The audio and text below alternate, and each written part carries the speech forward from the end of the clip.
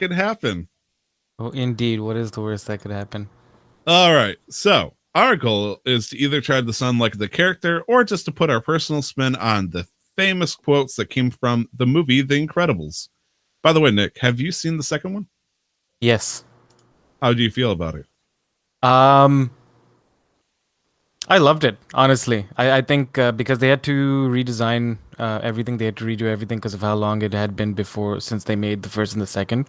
So graphics wise, they had to recode and recreate everything for a newer engine. Mm. Um, so it looked a little weird at times because it wasn't the same graphics, but they did a good job at keeping the style the same. I really enjoyed it though. Mm.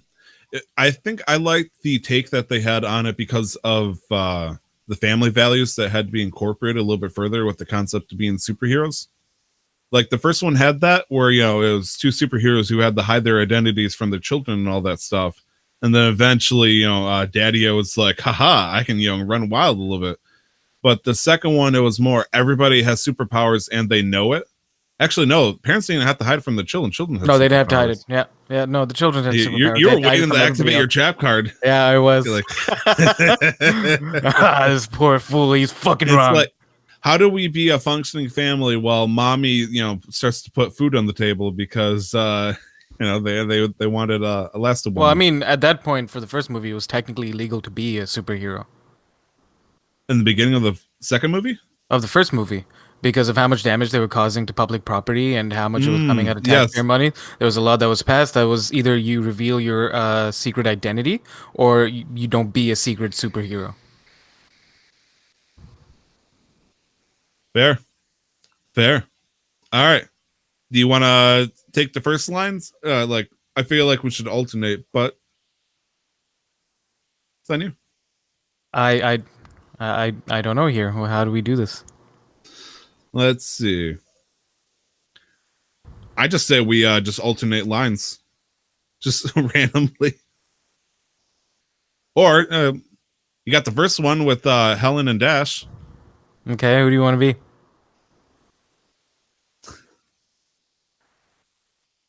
I mean, I I feel asked like like it was two lines, but I know. I'm going to like say we're reading a huge part. I'm doing the first one. Okay, Everyone is special, Dash. that's just another way of saying no one is. Honey, where's my super suit? That was a good part of the movie too. Samuel L. Jackson, you gotta love him. Wait, was that Samuel Jackson as Frozone? Yeah. Holy shit, I didn't know that. Honey, What? where's my super suit? Bro, I watched this movie so many times growing up. Not Who even is funny. Mirage? Mirage is the female assistant to Syndrome. The Mm. the the little skinny like platinum blonde haired lady. Let's do this one that's a little bit further down. That is 7 lines, and I think that's going to be our activation code. Okay. You can go. It seems like a lot of these repeat. Yeah, they do. Yeah. Yeah. Yeah. Did you get away with it? Did you get away with it? Don't encourage him. Don't. I'm scared because they just double the lines. It's the same person saying it twice. And also, they spelled encourage wrong. Uh, Or is that correct? no, I could be- that's I could be wrong. stupid. But wait, was there clones in The Incredibles? No, there wasn't. I think this is just Rotten Tomatoes not doing a good job at upkeeping their website. All right, That's not a fuck good it. look. I'm getting upset, which means I think I'm ready for the show. That sounds about right. You look great today, Nick. Thanks, you too. Just got to get triggered. I mean, Nick, if you wanted to do that, you could just talk to me about EA or I don't know, wait on it. or how I play Sea of Thieves wrong, or just talk to me about grenade launchers and Destiny. You play Sea of Thieves right. I try to play passively. I don't like conflict. You play the game proper. I'm admitting it now. Fair. Also, eat shit and die whenever you want to bring that up. Sounds fair. It's amazing because I learned a couple of things in Dungeons and Dragons, like as a DM. I've been watching, certain videos. And there's this one guy who I can't name, but he's a popular fellow. He has a series, like DM tricks and all that stuff. And I'm going to save it for the show because fuck you. All right, that's fair.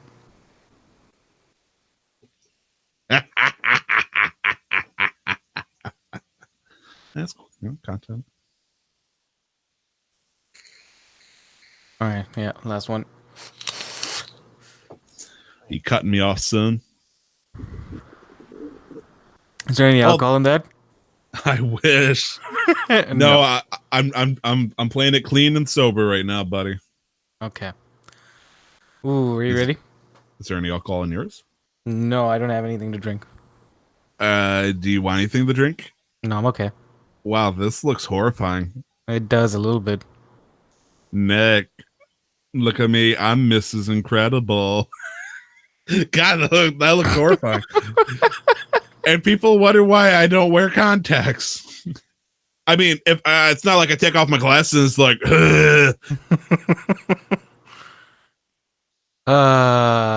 Okay. Welcome back to another episode of Casual Master Quest. I'm your host for the episode, Nick, and I'm joined by my beautiful, lovely co-host, Tyler. This is episode 53, and it's going to be a big one. Yes. As the Dungeon Master dictates, we're going to have a fun time. Lots of stuff to talk about. For us, this is technically pre-E3, but we're getting ready to jump right into where we're in the waiting pool. That is, the Olympic pool is next week.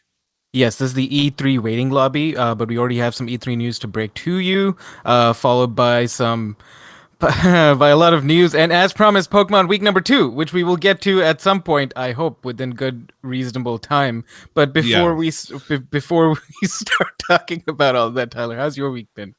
Doing pretty good. Nick has been red rocketing over Pokemon, but I've been pretty chill with this week. When it comes to the stuff to talk about that isn't video game related, I'm scared to report, Nick, but honestly, I don't think I have that much going on. It's kind of scary. I went to see the John Wick 3 movie. That was pretty cool. Yay. I had to force myself to Google Parabellum to understand what it was because there was not a single mention of it that I was aware of. Maybe it was just a word I was supposed to understand that it means like a small gun or a machine gun. But, it was mentioned right at the end. Oh, was it? Yeah. Cool. Fantastic. All I saw was Fishner, looking like the motherfucker he was. And, Parabellum is Latin for prepare for war. Oh, okay, fair. Yeah. That sounds about right, huh? Yeah, and that was mentioned right at the end too, with one of the more I think it was the final action sequence.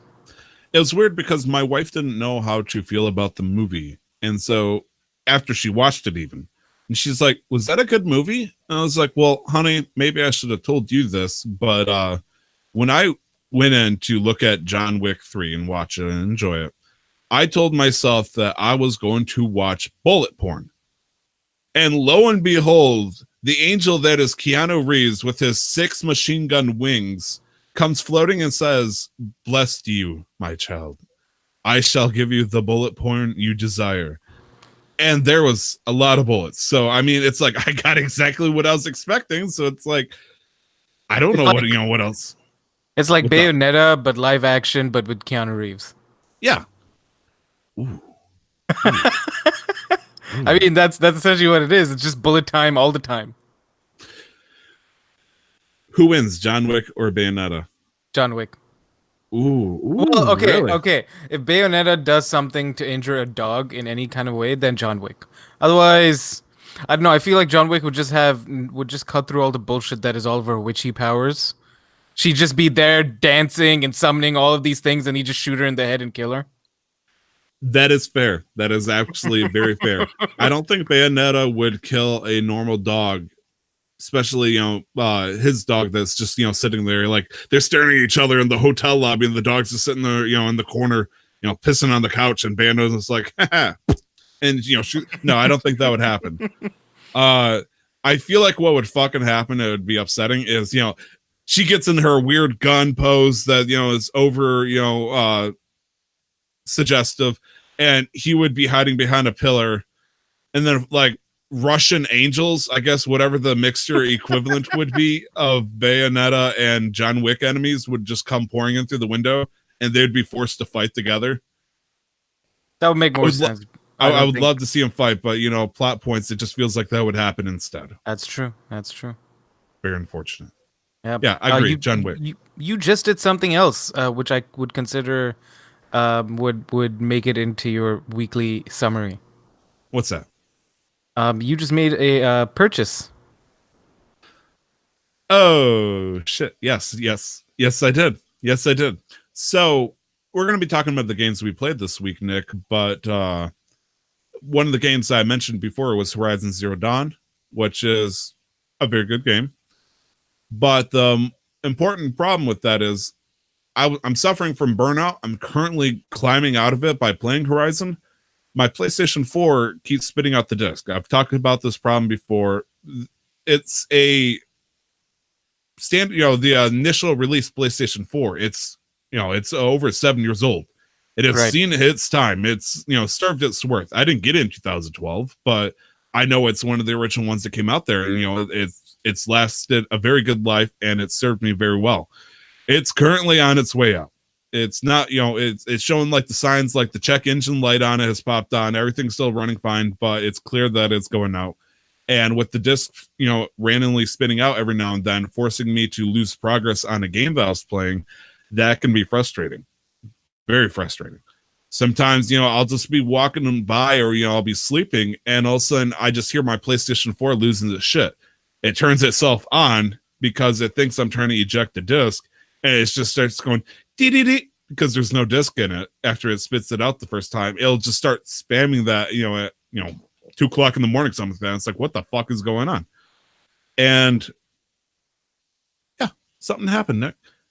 Sony is offering a lot of sweet deals right now. I guess Xbox is doing it as well, but Sony is launching a pre-E3 deal right now where it's gonna be $349 versus the $399 for the PlayStation 4 Pro, as well as PlayStation Slim, a new version of it's coming out, just regular version for $300. And I might have just bought myself a PlayStation 4 Pro. Nice. I know that's exactly what you wanted, and I had to give like a 5-minute explanation to what just happened there, but I fucking did it. That's exactly what I did. I bought a PlayStation 4 Pro, my PS4. Like, I had to validate myself in order to make the purchase, because it just feels weird going from PlayStation 4 to PlayStation 4 Pro, because PlayStation 5 is, you know, in the next couple of years. Why would you buy a new version of the console that you already have? I was never that kind of person. If I bought an Xbox 360, I would never have gotten the Xbox 360 Elite. If I have the Game Boy Advance, I'm not going to buy the Game Boy Advance XP. The only Xbox 360 Elite, is that a new console we've never heard of? Are you trying to make this into Xbox's mythical console here? The 360 Elite never existed, Tyler. What do you? Don't fuck with me on this. I can't tell. Roll for deception. Xbox 360 bottles. Wait, have you never heard of the Xbox 360 Elite? I might not have, actually. It's a legitimate console model. It was like the premium of the crap. Nice matted black. Interesting. I didn't realize. Okay, no, that's my bad then. I had the S. I thought you were trying to Wii U me or something here. No, I had the S, the Xbox 360 S. No, and I thought that was the last line of models. So that's my bad there. No, it's okay. Back in the day, it was, you know, mid cycle, if you will. It was it was their way of saying, hey, this is their Pro, Elite version, even though it didn't really have incredible updates or anything like that in comparison to, say, the Xbox One S and the Xbox One X. There's a very clear difference in firepower, but this is, normal. Yeah, that's what I got back in the day. Anyhow, I was going to say the only exception that I can think of to where I would buy an upgrade was 3DS.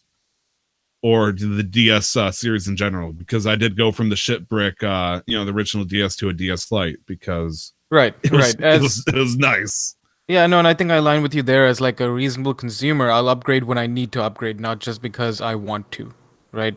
If the console or the platform that I currently have can support the games that are coming out, with pretty decent performance, then okay. But the moment I start experiencing heavy frame drops just because my technology's not up to par, that's when I start to consider upgrading. Absolutely. I have a 4K TV. My PlayStation 4 currently, is dusty the hell and back. It's starting to malfunction and it's affecting my gameplay when I know I can have a more optimal experience. And I'm wanting to play a game that can only be played on the PlayStation 4, which has features to give it an improved gameplay if I get the newer version. And so it's like, do I want to play this on my 2012 laptop or do I want to play this on my modern day, souped up computer? And it's Right. like the answer is obvious. I want to play it on something that's a little bit, better, especially, if my laptop is malfunctioning in this analogy, which is, my first time in a while that I've actually given an okay analogy. What the hell, Nick? Nice. What's going on? Yeah, no, it's Am I work. sick? Am I No, sick? I hope not. There are also other deals that are coming out that, if you're listening to this, you got the $300 regular PlayStation 4 Slim, the $350 in American, by the way, PlayStation 4 Pro. There is a VR bundle right now that includes a couple of games, such as Traverse Saves the Universe and Five Nights at Freddy's VR Help Wanted, which I've watched a couple of videos of. That is scary as shit. Also, that bundle is $249, which is $50 off. There's also other different bundles that you can buy for VR for $300. That comes with controllers and a bunch of games, which includes Beat Saber, which is such a fucking good game. And right now, DualShock controllers are actually down in price right now. They are $39.99. I usually see them for $50-$60. So, $10, $20 for a new controller. Price. Yeah, pretty good price. Sony's PlayStation Plus service is currently $39.99 for a whole year, which is 33% off. That is $20 cheaper than what it usually is. That's a good price too.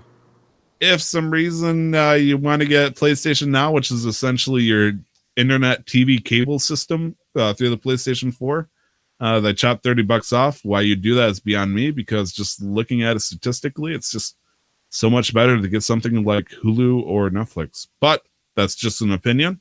Anybody who has PlayStation Now and wants to fight me, at me at 2x Tyler. Lastly, for the Sony side, and her. Actually, no, there's a lot more. Holy shit. PlayStation Classic is down to $30. So, but Yikes. that's rough. It was 35, but now it's 30. What's That's the original price of the PlayStation Classic? I think it was 89.99 at launch or something. It was between $80 and $100. Yeah, it's now down to 30. Hot damn. That's what's up. No, I was just gonna continue with the games that are off on discount too. Oh yeah. Go ahead, hit it, Nick. So we've got a bunch, and I'm just gonna read through this list quickly. Spider-Man is down to $20. God of War is also down to $20. MLB The Show 19, if you're into that, is down to $40. Days Gone down to $40. A number of older PS4 hits are also down to $10, including the complete edition of Horizon Zero Dawn, Bloodborne, The Last of Us Remastered, Uncharted 4: Thieves' End, Uncharted: The Nathan Drake Collection, Super Hot VR, and Until Dawn. Oh my gosh! It's okay. For $10, you can get Horizon Zero Dawn, which includes the Frozen Wild expansion that they have on it, the DLC. $10. That's the I admitted something to Nick. I'm not going to admit here, but Horizon Zero Dawn is probably one of my favorite games of all time. Bloodborne is obviously Bloodborne. Everybody loves The Last of Us, and the remastered version, is obviously, an improved version for the PlayStation 4. Uncharted 4, great fucking game. Uncharted, the Nathan Drake collection, which is the first 3 games all in one. Super Hot VR, which is probably one of the most renowned PlayStation VR games that is currently out there right now. And Until Dawn, which is one of my favorite horror games, besides Dead Space, of course, are $10 each. It's like fucking Christmas over here for me, Nick. If I didn't own almost all those games. And then on the tail end of things, we've got Assassin's Creed Odyssey for $23, Devil May Cry for 40, and Tetris Effect for $20. And that's a huge, huge list on Sony's side. And then coming up on the other tail end, we've got Microsoft with a few deals of their own. Before we continue, I Yes. do want to point out that they knocked down the price of Days Gone. Which just recently came out. Yeah, it came out less than a month ago, like 2-3 weeks ago, and they just chopped it down to $40. What does that say about Days Gone? That's not a good I sign. mean, it says a lot more because Sony's still willing to support it as compared to BioWare and Anthem. But don't ask me. I don't What's know. Anthem? I don't know. It's apparently a new game, but I've never heard of it before. Yeah, Shame. it's sweet. It's a game that came with its own free DLC of a grave, tombstone. Uh, moving on to Microsoft and Xbox.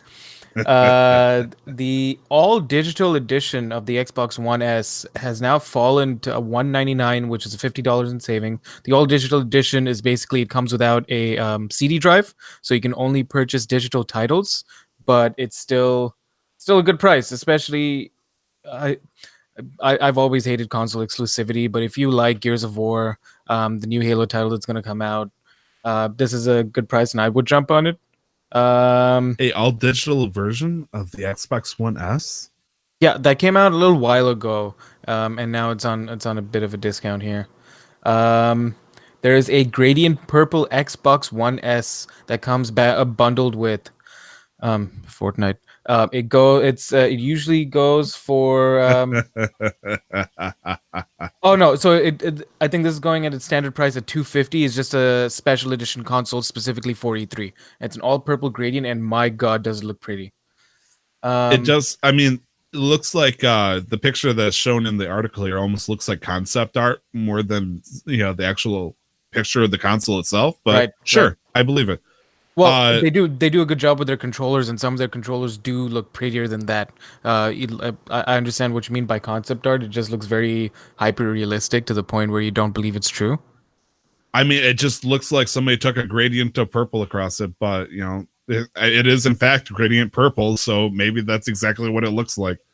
I do want to touch on the all digital edition. It's just thrown me off that they would do something like that, Nick, because there are two reasons why I would want to buy an Xbox One. The first one is the backwards compatibility list of Xbox 360 games that have been slowly mounting up, which I wouldn't be able to use for this. And the idea that I could, pick up older Xbox One games that I'd want to replay, which I would probably have to pay a premium, if not full price, to play if I were to buy digitally through their store.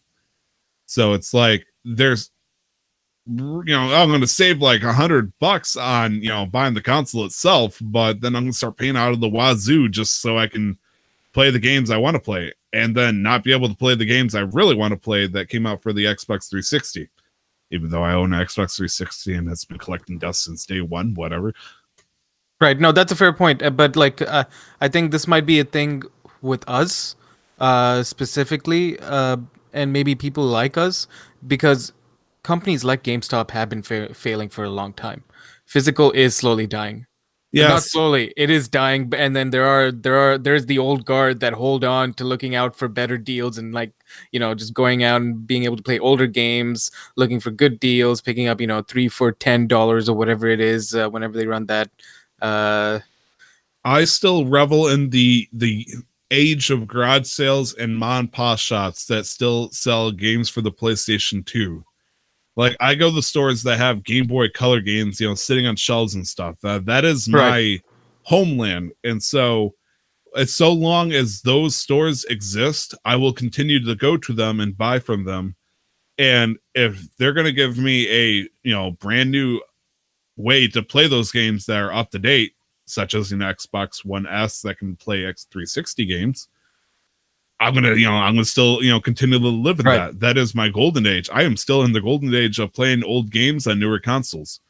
Also, Nick in the chat is pointing out that you can buy Xbox 360 games digitally if you don't want or don't own the disc. But I have strong feelings about that. It's like oh, I can play Halo 3 or Halo 2, for the 360. I got this disc, I kept on me, or I got it from grad sale for $5, or I can buy it for 10, 15, $20. Right. Oh, it's a history thing for me. It's messing with me. No, But and I understand like nostalgia is important. Like that's how they sold all the the remastered Sega consoles. And PlayStation really tried to play into that nostalgia factor, but it was a big hit or miss with the games that they put out with the PlayStation Classic. Anyways, so continuing I to be bought what's up? the PlayStation 4 Pro at Right. $349. Yeah. That's on sale. Yeah. Right now, it looks like Microsoft has a hot deal for the Xbox One X, and the new price tag that they're putting on it right now is actually scaring me, dude. Yeah, it's $399 now. With it's $100 discount, sitting at $399. This is by no means a great deal, but it is considerably cheaper than market sale price. So it was normally 500 American dollars. Yeah, Holy shit! been the case since launch. Yeah. No, Did people actually buy that? I mean, yeah, people bought the bro. PlayStation 3 at Think 600. about So the teraflops. 16 teraflops, dude. How that can you not? Xbox One S better have a fucking hologram of the CEO of Microsoft, like shooting lasers out and saying, think about the teraflops. Well, Ugh. think about it this way. Sony has there's a bunch of things that go into it. Not Sony has admitted, Microsoft. Xbox. Phil Spencer. I want Phil yeah. Spencer and a hologram over there. Okay, anyways, Um, Sony has admitted that and they're ready, and this has always been the case when we get closer to a new generation of consoles coming out. That they're going to see a significant drop in sales. And so, what does Sony have to lose, considering how big they already are, by dropping the price on the last few units that have already been made? Whereas with Xbox, I think they still consider themselves to be a premium service and they have the capital to back themselves up for it. And so they're like, well, we have the Xbox One S, which is our standard version. If you really want the more premium version, pay whatever price we want. You don't need to get it. We're not going to make you get it. Because the Xbox One X, as I couldn't even tell you whether it was successful or not, but I would assume it's a test for what they're about to do with the next generation, because the rumor is they're going to put out two different consoles, one of more family oriented, kind of like entertainment unit, and one like hardcore console, similar to what they have right now, but even more so. in terms of saying that Xbox, aka Microsoft, has more capital to burn, you're quite correct. To put it in perspective, and this might be irrelevant in certain ways, Nintendo stock is at like $45, Sony's at 48, Microsoft is sitting at like 130 something right now. Like they Right. have much more to work with shareholder power right now. This same article, thank you Ars Technica, by the way, they do point out that there's been better deals for the Xbox One, throughout the days. Like for example, Walmart currently has an Xbox One bundle with Fallout 76 for $20 less than this, so $379. Why anybody wants to touch Fallout 76, even if they get a $20 discount on it, is beyond me. But who knows? It Right. feels like an like a suspicious looking gnome wizard trying to sell you this cursed item. Oh, you want this sword? I got the same sword here for $20 cheaper. It's Todd Howard at the bus station trying to pawn off his mixtapes. That's what Fallout 76 is at this point. Okay, fair. That joke new. But yeah, no, it, there are much, and it's historically it's always been the case. There's significantly better deals for Sony and PlayStation. So go out, get whatever you want to do if you haven't gotten those games. And they're not to say that there aren't any deals for the Xbox, but I would still check GameStop. Throw them a little bone while they're still in business. Right. Controllers. Looks like Xbox One is currently having a mimicking deal to the PlayStation 4. I wonder who did what first. I feel like these companies, I don't think this happens normally like this, where the two companies are doing the same exact deals, essentially. This it just seems weird here. It's almost suspicious. It's like one planned it and the other one's like, we'll do better. Well, that's what it seems like because the Xbox One controllers only about $10, bringing them down to 50. But you'd find them a lot cheaper if you had Amazon Prime, for example. So I feel like Sony is just kind of like, well, they're in just like wholesale mode. Well, we're about to like launch PlayStation 5. Let's just fucking price everything cheap and just get rid of as much as we can. And Xbox is kind of like, yeah, well, we'll just take our time. We'll just So, do what we're doing. fun fact: I found an Xbox One controller in a my local mall's parking lot. A camouflage Xbox One controller just sitting on the ground. How'd you see it? It was really hard. I had to roll high in my perception, but yeah, motherfucker. I'm pretty sure I still have it somewhere around here. Like, I don't have an Xbox One, Nick, but anyways, I guess my point is I got it for free, and I still think it cost too much for me.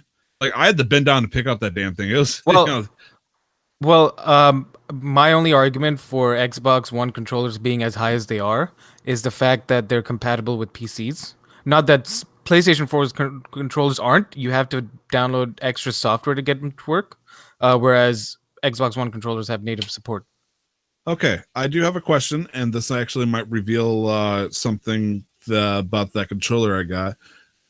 Does the Xbox One controller still use batteries? Yes. No, but you don't need batteries if you connect them via like a USB to your PC. So if I were to get an Xbox One and hook up my controller, I just wanted to make sure because I know the 360 uses double A's and all that stuff, but it just like Xbox One doesn't use double A batteries for the controller still, right? No, we do. Right? Yeah. What the fuck? Yeah.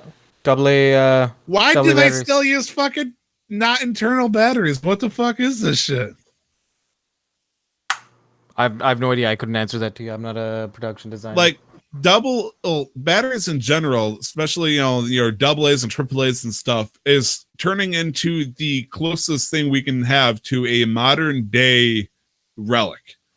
That shit is getting old fashioned. Like, Yes. like as years go on, I buy less and less batteries. That's true. But internal batteries, unless they're made properly, will make the whole product obsolete if you don't take proper care of your batteries, or if something goes wrong with the batteries. Whereas removable batteries ensures that the product will stay good for a while, unless you're fucking tossing it around. Or living on a random parking lot for somebody else Or to pick leaving up. out somehow leaving a camouflage controller and somehow having somebody see it. Like I don't understand it, Tyler. It makes no Yeah. sense. It was weird. It was weird, man. Like I nearly tripped over the damn thing. I was just sitting right next to my car. Like, it was one of those things where you gotta start worrying because you like kind of like seeing a folded $100 bill in your windshield wiper, and it's like, am I about to get booby trapped? Is this some mugging happening here? Am I gonna pick it up and like Sony representatives come down and kick my shit out and take my petty change? But yes, okay, fine. I will stop talking shit about the wireless controllers that are still using batteries. Your argument that misuse will cause them to become obsolete is very true. I'm going to point out Joy-Cons, PlayStation 4 controllers. They do go out of style eventually. They do malfunction. You can always buy a new one.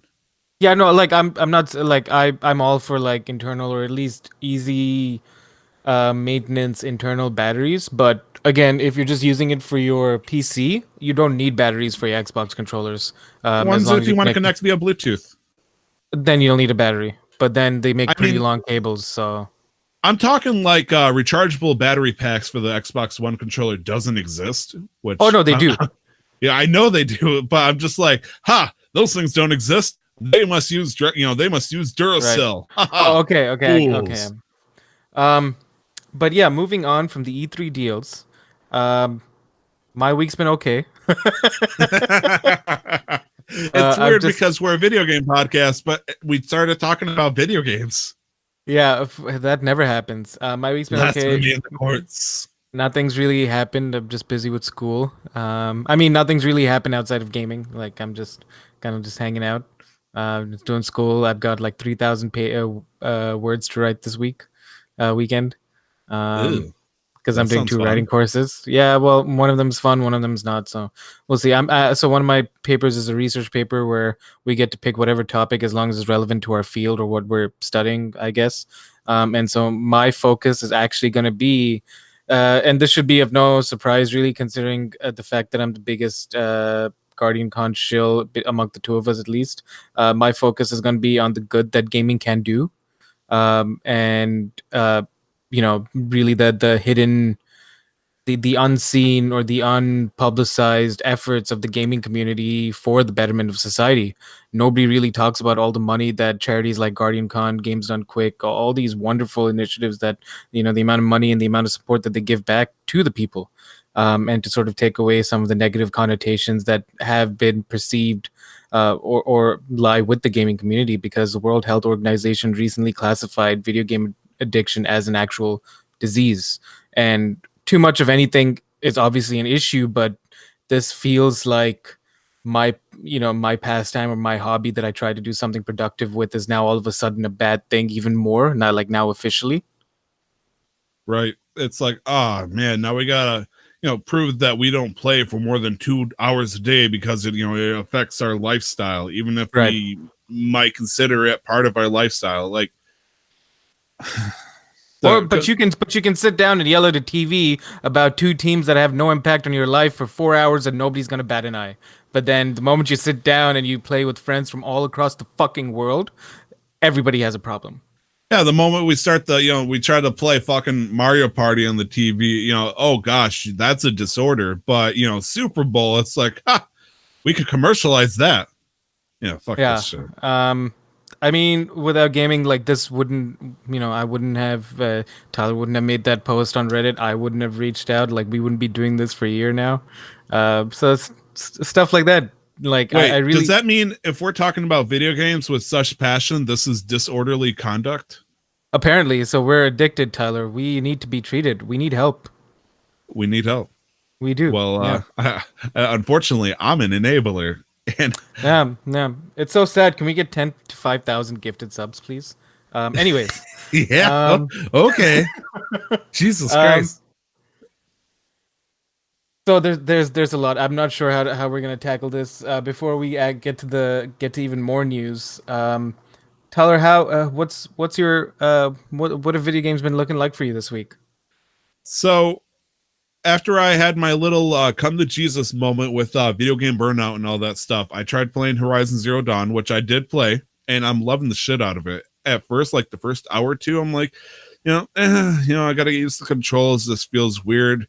I picked and played New Game Plus, which was weird to me because I usually don't pick a New Game Plus. Where I start from nearly the very beginning. They let you skip the absolute, super beginning because they realize, it's just for story flavor and it's kind of boring. And Horizon Zero Dawn lets you have all your shit. And so me at like almost max level with all my gear decked out and stuff from the expansion coming back into the very beginning, which, expects it to be like level 3 or level 5, I realize I'm just going to burn through this game real quick. That I don't think I enjoy that. And so I decided to bump it to the super hard difficulty, which is the second hardest. With the last DLC or whatever you want to call it, the update, they have ultra hard, which locks you into the difficulty and just makes life a living hell for you, regardless of whether or not you're gonna, have your armor or whatnot, all your good sweet gear. And so I decided I'm just going to stick with super hard because eventually, once I catch up in levels by the halfway point of the game's going to be legitimately hard. Right now, it's set for normal for me. Right. And so I've been doing that. I'm going to wait until my PS4 Pro shows up, it says it's going to come in on Monday, which is kind of scary. It's like, holy shit, it's like I pushed a button, I made a mistake. It's going to be here within 2 days. By the time the podcast comes out, I should have a PlayStation 4 Pro. Anyways, beyond that, I've been playing more Grand Theft Auto on the Havoc server. Been having a good time, and some weird things have been happening. Nick, is they did a weird update. They took a bunch of cars away, and so I lost my maxed out Honda Civic. No. Do you still have your pink truck? I do. I had my pink truck until last night. Oh My pink Sand King. I looked up the rules and stuff, and I realized that things like underglow and maxed out like tinted windows are illegal. So I got rid of those because my character's law abiding and all that shit for the most part. Right. If there's no cops in the server, it's like I dropped the act. I'm doing 100 miles an hour. Sorry, Right. but I finally hopped on for once when there was actual people on instead of just like 2-3 players. I keep trying to save up money to buy the fucking equivalent of the Batmobile. Like there's Right. a supercar that looks like a fucking Batmobile. I realize if I can do that, I can finally become Doug Hunter, the bounty man, or Doug the bounty hunter. And so I got this hot pink, or maybe a bubblegum pink, souped up Sand King, which is the equivalent of your fantasy Tonka truck at this point. And I'm just this, greasy looking guy in a suit. And I've been trying to save up money to get fucking shit. But then roleplay keeps getting in the way. It's like, well, that's the point. Roleplay is important. And so it's like Doug wants a fucking house. So he bought a house for $300,000, which was all his money. Oh, there goes all my money. And there goes all my money. Now I got a sweet house. Oh, at least you have somewhere to sleep. True, because in my role play, Doug has been sleeping in the back of a Sand King and using it as a bathroom, so his trunk smells like piss. Anyways, I wanted to buy this nice car though, 700,000. That's my goal. I got I super psyched. I can make about 100,000 every couple of hours. Just doing shit here and there.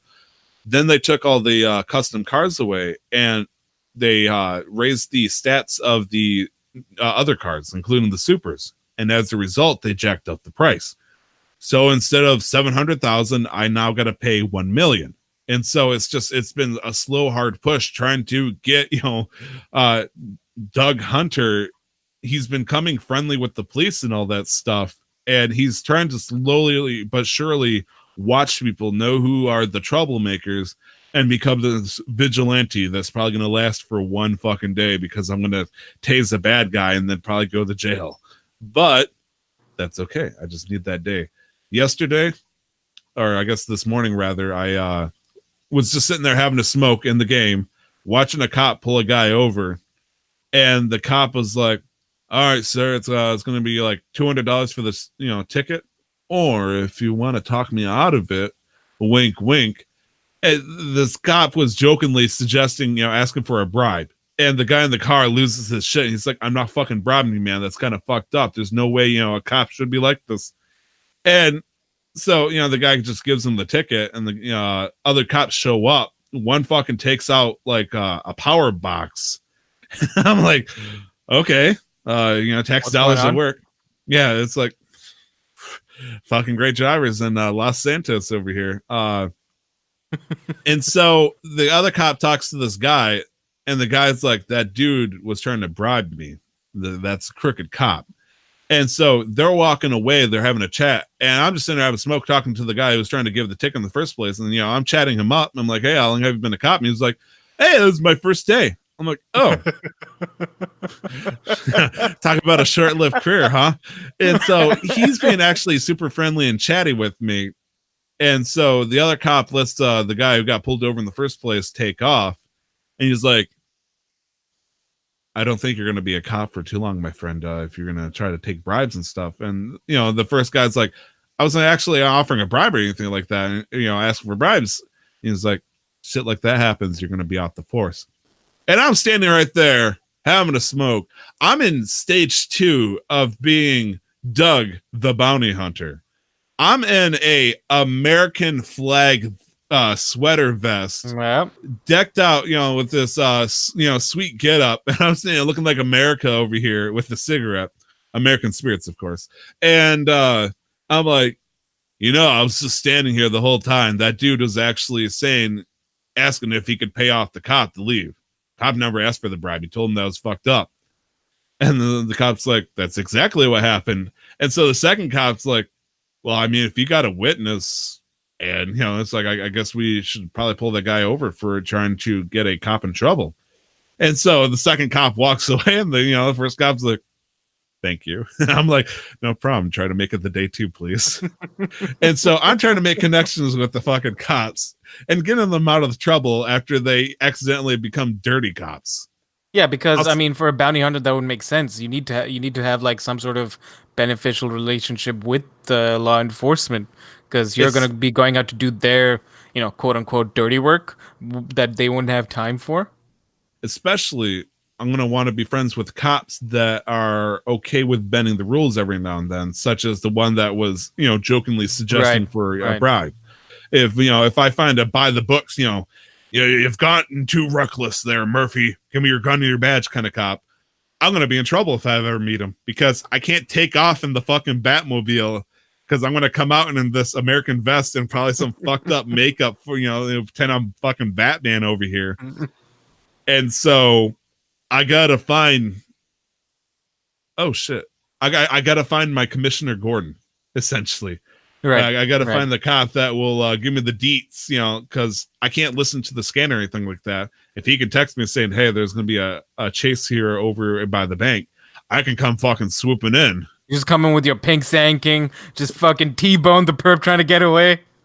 So I'm probably going to change it back because as you say it, I realized the truth. I changed my pink, my pink Sand King to red and blue with a white pearlescent overglow just to symbolize America. So also with my new haircut and stuff, because I trimmed down the mullet, Right. he looks like some cartoonized version of Solid Snake from Metal Gear Solid at this point. He looks like fucking like I could do CQC, watch out, slut, kind of character. I think it's going to be interesting. Plus, I played League of Legends. I don't really want to talk about it. Okay, I'm having a tough time in my life. That's fair. Nick, you've been playing a game again. I'm not going to talk about it until we actually talk about it. Because I think we're gonna just restructure what we're talking about today before we get to like our big topics. But there is one thing that I did want to play, and that's Skyrim. Now, Skyrim, huh? For what platform? If you don't on my mind me PC. asking. But I've never played Skyrim modded. Really? I've never. It's not that I'm against mods, but I generally, with games that can be modded, I've always enjoyed playing the game unmodded. And so I've never felt like I needed to add in mods. But I saw a screenshot recently of how absolutely insane Skyrim just looks visually with mods. And I'm like, I need that. So visual mods versus like custom quest or models and stuff. Well, I guess technically custom models. Yeah, I'm gonna be browsing some of those too and see which I like and which I would want.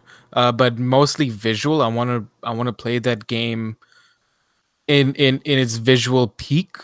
And so that's what I've been trying to work on, trying to find the right mods that work together. I have like the mod manager installed, Skyrim's installed, so I'm just trying to like work my way through that. But that's sort of like on my to-do list over the next few months. Which comes as a surprise to a lot of people when I'm like, yeah, I've played a shit ton of Skyrim, but I've never played it modded.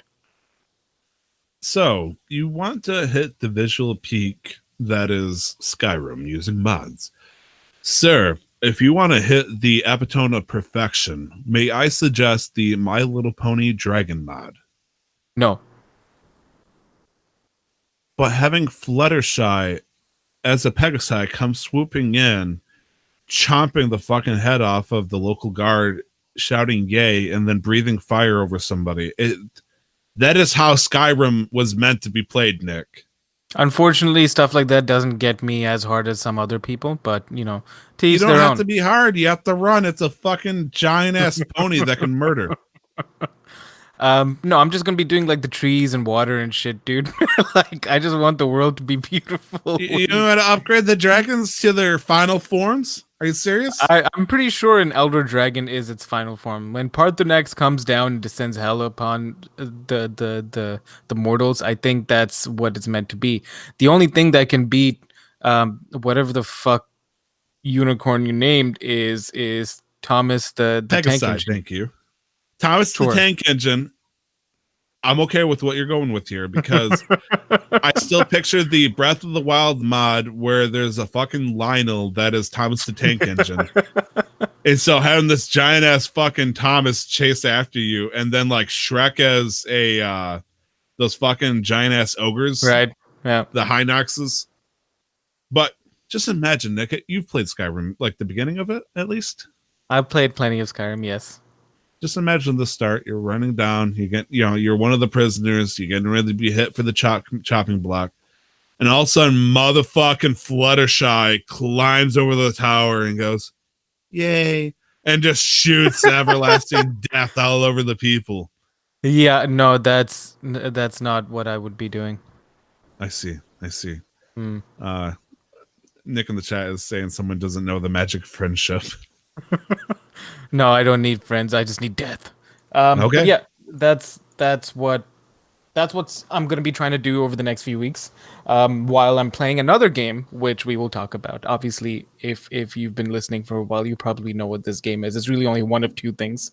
But before we get to like our bigger topics, we're gonna start with some Pride Month stuff. Okay, Tyler, cool. do you wanna talk about this? Yes, absolutely. They did this last year, I'm pretty sure. And they've been doing a lot of very woke shit. And by them, I mean Sony. Sony really hit it right with their celebration of International Women's Day with all their female characters as gamers and all that stuff as a theme and wallpaper for the PlayStation 4. This month being Pride Month, they are gonna send out a theme for you free of charge that you can throw, and it looks fucking sweet. It's the triangle, circle, X, square as a logo of sorts that is embroidered in a diagonal rainbow. It has a fucking wonderful looking rainbow theme with the rainbow glazed icons. I don't know what the sound effect is if it's not the standard one, but it's simple and impactful. And I really think it looks sweet. I made sure already to have it like I think they took it down after the month of June, so I missed it last time, and I grabbed it today. Made sure to grab it like online and then have it sent over to my PlayStation 4. So yeah, guys, if you got a PlayStation 4 and you're feeling a little prideful, that is your chance. To enjoy yourself a little bit further. Even if you don't, some reason that's not up your alley, and you're just somebody's trying to live their life, it still looks fucking awesome, dude. Yeah, rainbows are heckin' cool. Hell yeah, man. Right, so that's the free Pride Month theme for PlayStation. We're gonna be talking about E3. Pre E3, the actual event. There's always a bunch of shit that happens before and after. The whole town turns into a party. The whole city. I've been told that for about 5 to 10 blocks, like in a 5 to 10 block radius from the actual convention area, usually it's just blocked off and it's just nonstop party.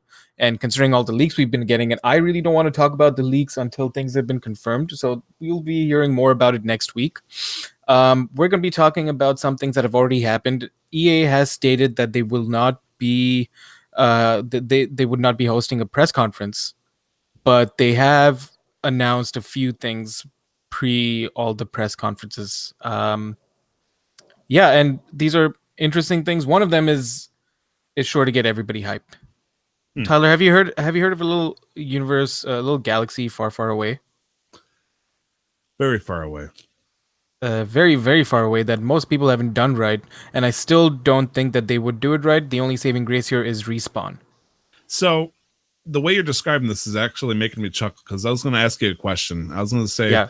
Does it feel like that there is a playground called E3 where there are several children, playing together saying, I'm going to be a knight, I'm going to be a wizard, and E3 is like, I'm going to be the best, and you're like, you can't just be the best, you got to pick no, I'm going to do things my way. And so they don't leave the fucking sandlot, they fucking stay there at the playground, but they're standing at the corner saying, I'm not a part of this, but I'm the fucking best, and I'm going to pretend I'm the best. Here's my performance. And that is E3 right now.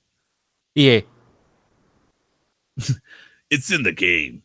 Yeah, no, you were saying E3 instead of EA for like the last. Oh, like my this bad. last analogy. Yeah, just My bad. yeah.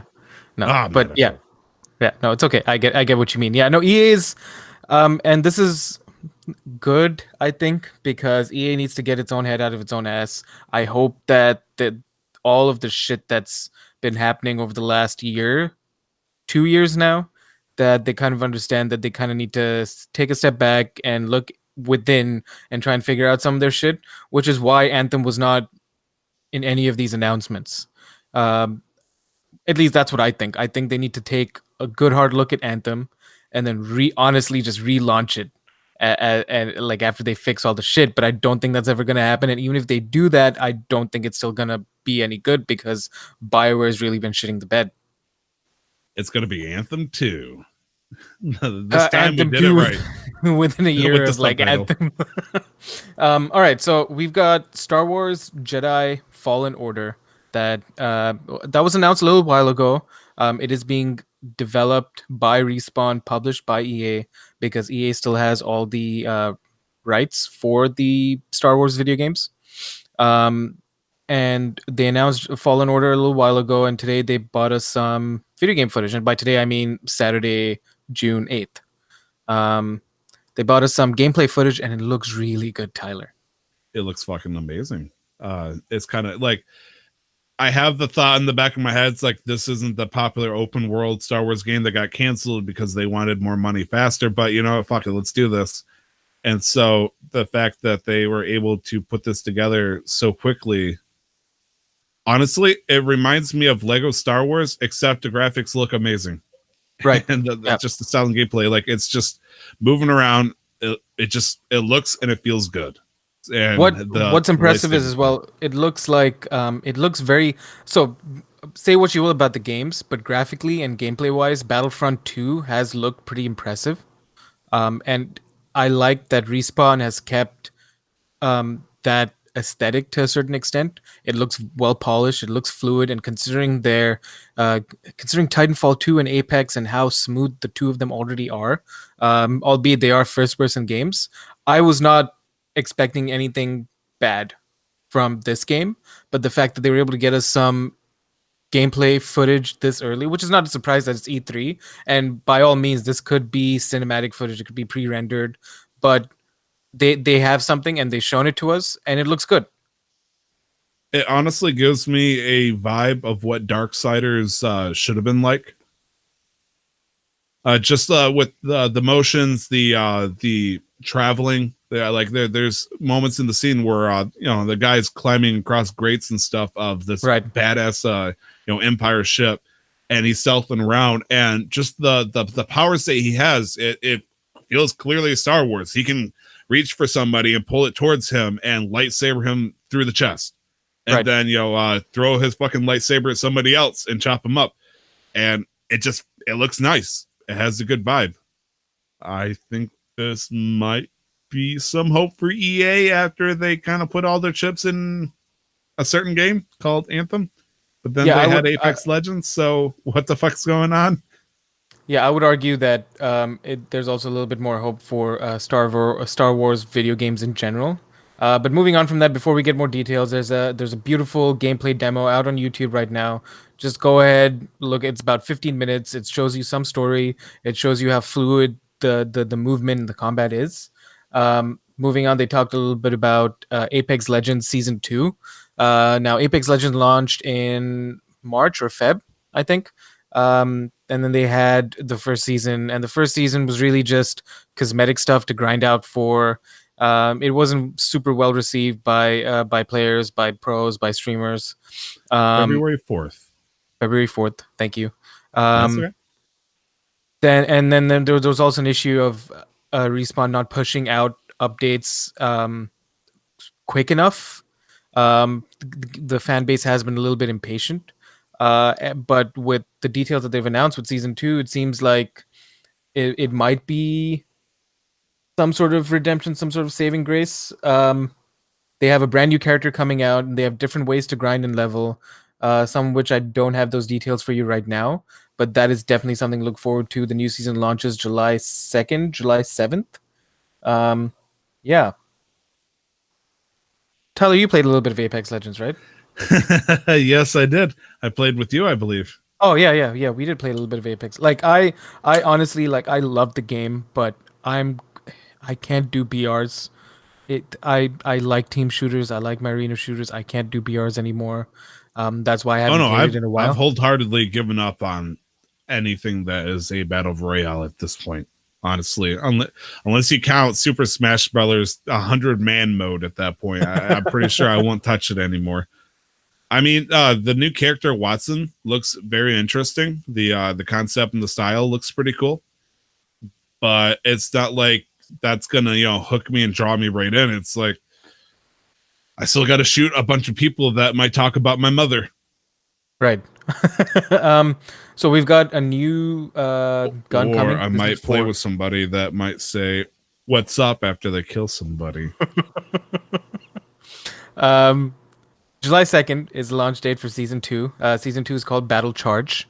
There's a new weapon coming out. It's called the L-Star, a returning weapon, light machine gun from Titanfall 2. Season 2 will also include a ranked mode with skill-based matchmaking and ranked tiers. The Season 2 Battle Pass will also include more content than the Season 1 Battle Pass, including more skins and materials. And we have a new legend, as mentioned. Her name is Watson. She's able to place down electrical fences that can block enemies' progress. She's a defensive character. This is coming from a Kotaku article I just Googled just to get more details on what's coming out. Do I have to pay money to get her?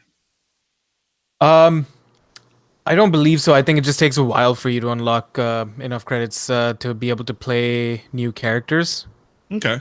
I think it's So, something like you have to get 20 levels, which you can get pretty quick, like fairly quick with consistent gameplay before you get enough in-game credits to go towards a new character.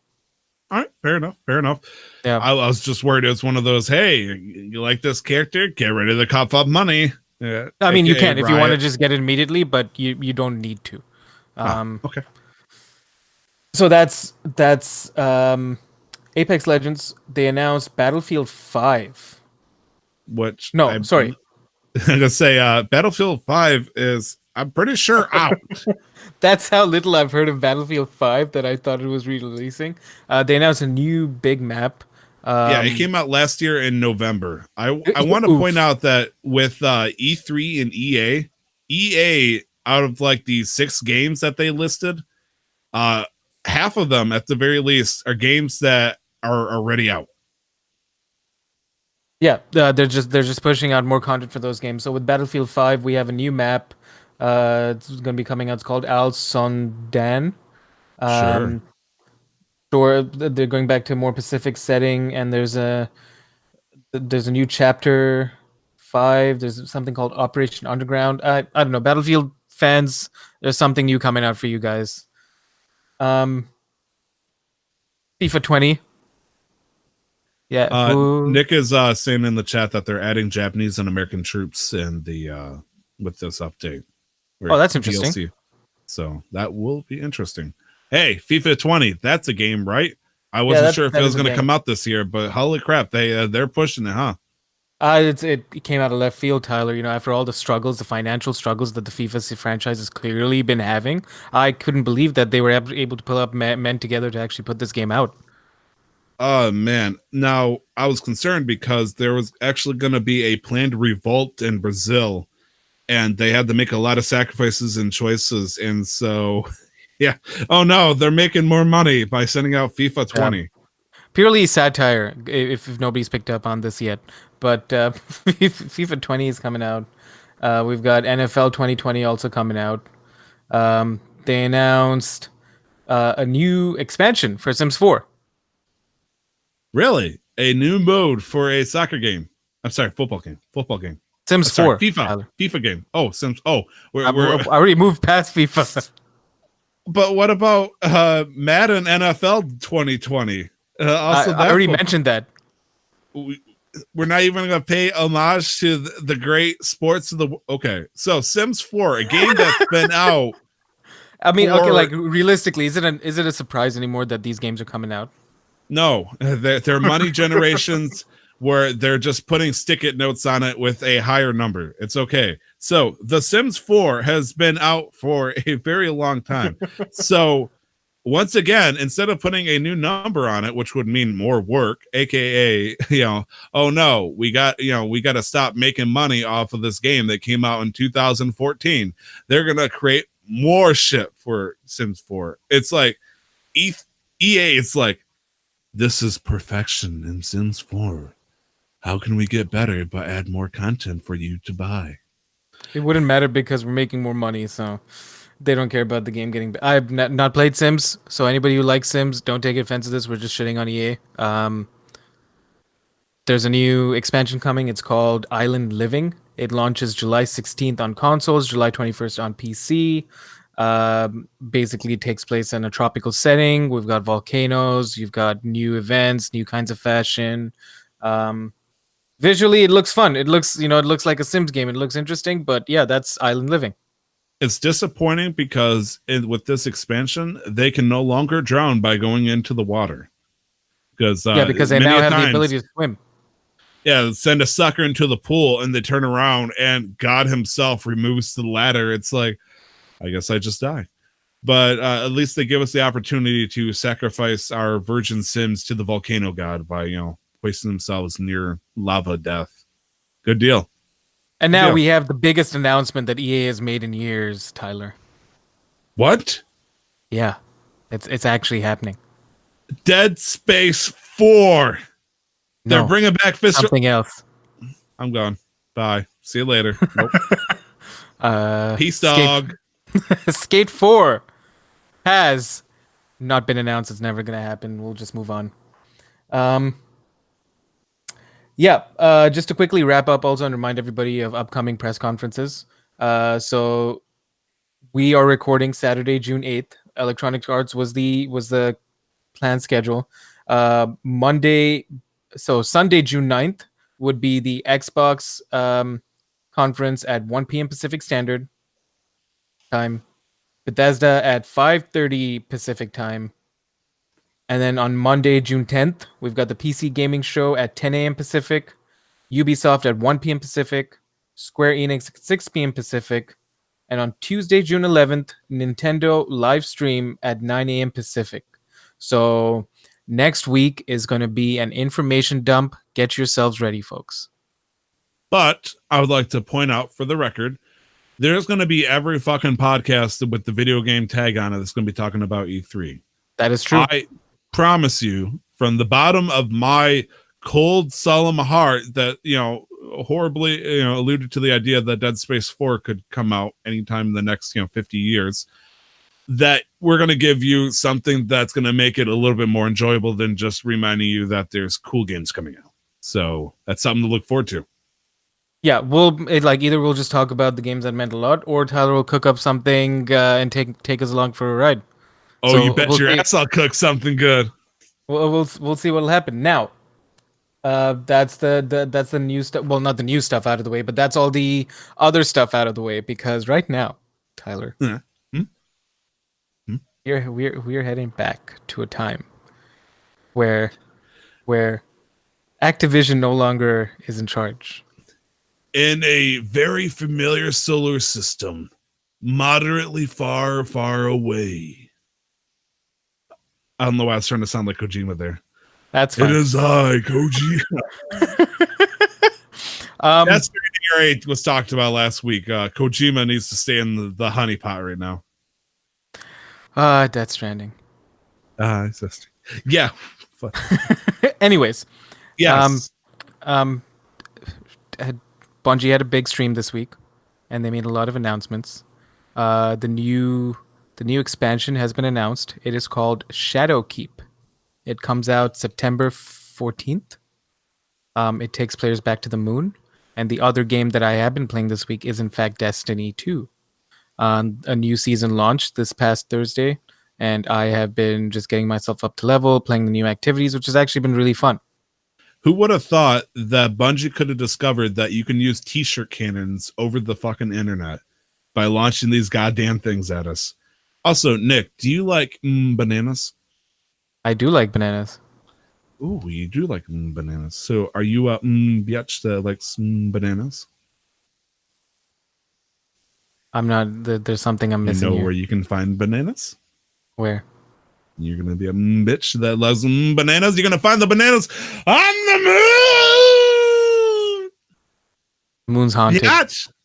What? Moon's haunted. The moon's haunted. I'm sorry, I'm full of shit. That's an old My Little Pony video. Please respect. And that the My was Little also Pony just Monster that was also a meme. And one that I will actually look for it right now because it's a fucking good meme. What, the one I just said? No, the one I'm talking about. Oh, okay. Oh, are we having a meme off right now? No, not right now, but okay. I feel like we're like dusty old farts are like, hello, fellow teenagers. We got our memes to throw at each other. Listen, I don't know about you, but I'm very much a meme connoisseur. So yeah. You know? Haunted with Wizards. Okay. I feel like I gotta throw this into the campaign now. This sounds like something interesting here. So yes, Bungie has announced that as of last week, they announced that there is going to be a new expansion coming out this year called Shadowkeep. That sounds fucking sweet. Nick, I'm sorry. You probably wanted to say that magic word because it sounds great. Shadowkeep. It sounds like an Elder Scroll name at that point. It does indeed. So we can talk all about Shadowkeep, but I think there's a lot more to take away from their announcement stream. Two of them are very important. They're more significant than the actual DLC itself because this was just the announcement and we're going to get more details as we get closer to the date. The first being that Destiny 2 is being rebranded as Destiny New Light. And it is launching as free to play. So year one, which was the base game with Curse of Osiris and Warmind, the two DLCs in the first year of Destiny 2's launch, are going to be free to play, including the original raid, Leviathan, and all its subsequent raid layers. And Gambit, Crucible, and some of the other activities are all going to be completely free to play when you, as a new player, make your account, be it on a sign in for the first time, be it on a console, be it on PC. It will take you to the starting mission, which is the starting mission from Destiny 1. The fuck? What? It is the starting mission from Destiny 1, and you do the thing, it takes you through all the tutorials, you do the thing at the end where you fix a ship and you have to fly to the tower, and then it drops you off in the tower that is the Destiny 2 tower, and then you just start the game as normal. Dude, I'm fucking losing my mind. It's so cool. What the fuck? It's so sick. So, it's obviously Bungie can be held accountable for a lot of the design decisions that led to the game going into its stagnancy and having its issues here and there through actual gameplay. Bungie is fully, I believe they're 100% accountable. But when we talk about other factors such as their microtransaction store, not being able to launch the game as free to play, all of that to me screams Activision because money. So Bungie, Destiny is now going free to play as Destiny New Light, and every expansion that is released from here on is going to be a standalone expansion, meaning that if you don't have Forsaken, but you have Destiny New Light, you can buy Shadowkeep and not have Forsaken and play the game as is. You don't need to own Forsaken to play the game. So how does that work? If I have Destiny 2 New Light and then I buy Shadowkeep, do I just skip Forsaken? Essentially, yeah. There'll be built-in systems, built-in quests, built-in bounties that'll bring you up to the necessary light.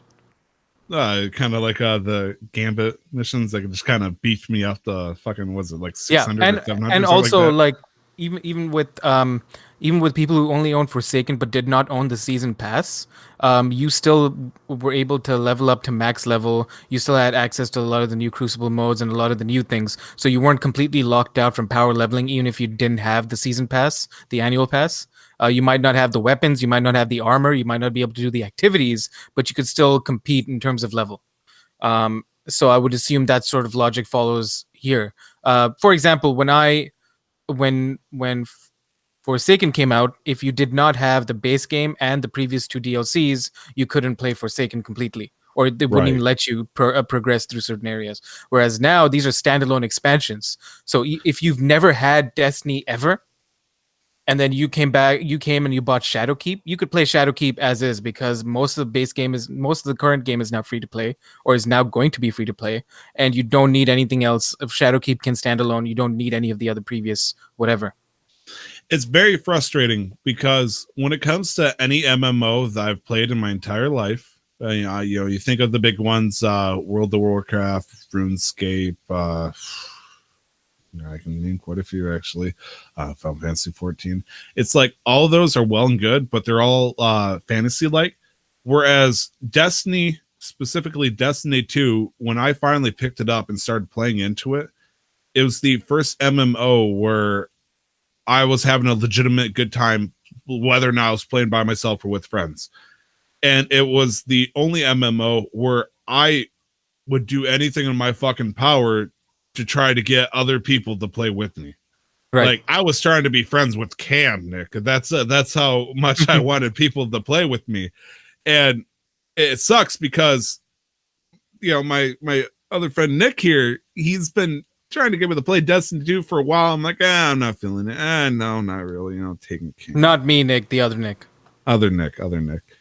And well, I mean, you've been preaching the good word, like the priest of destiny that you are. And I just been this atheist heretic when it comes to like there's no such thing as a good Destiny 2 game. And then it became free for the base game one day, and then whoops, hey, I'm converted. I fucking bandwagon like a motherfucker, just jumped on, bought the t-shirts and all that shit. Not really, because I didn't do the challenges in time to get the t-shirts. Woo. But seriously, if I had 5 people that I knew and cared for telling me, hey, we're going to be playing Destiny 2 like an MMO, we want to build and play together, I fucking just tear up any fucking game that I would be playing right now. Every fucking game. I would cancel D&D. And I'd play nothing but Destiny 2 if I knew that there was at least going to be 2-3 other people that I could play with at any given moment, because that is a fucking fantastic party up game. So with all this news now, you might get that opportunity with how many people might come back, because not only... So this is the free-to-play part. Now talking about some of the stuff that they revealed, it seems like we might be getting a sort of transmog system. We're going to get armor perks with stats that actually matter and do things. We're going to be getting finishing moves. We're going to be getting, new fighting old enemies, new story elements added.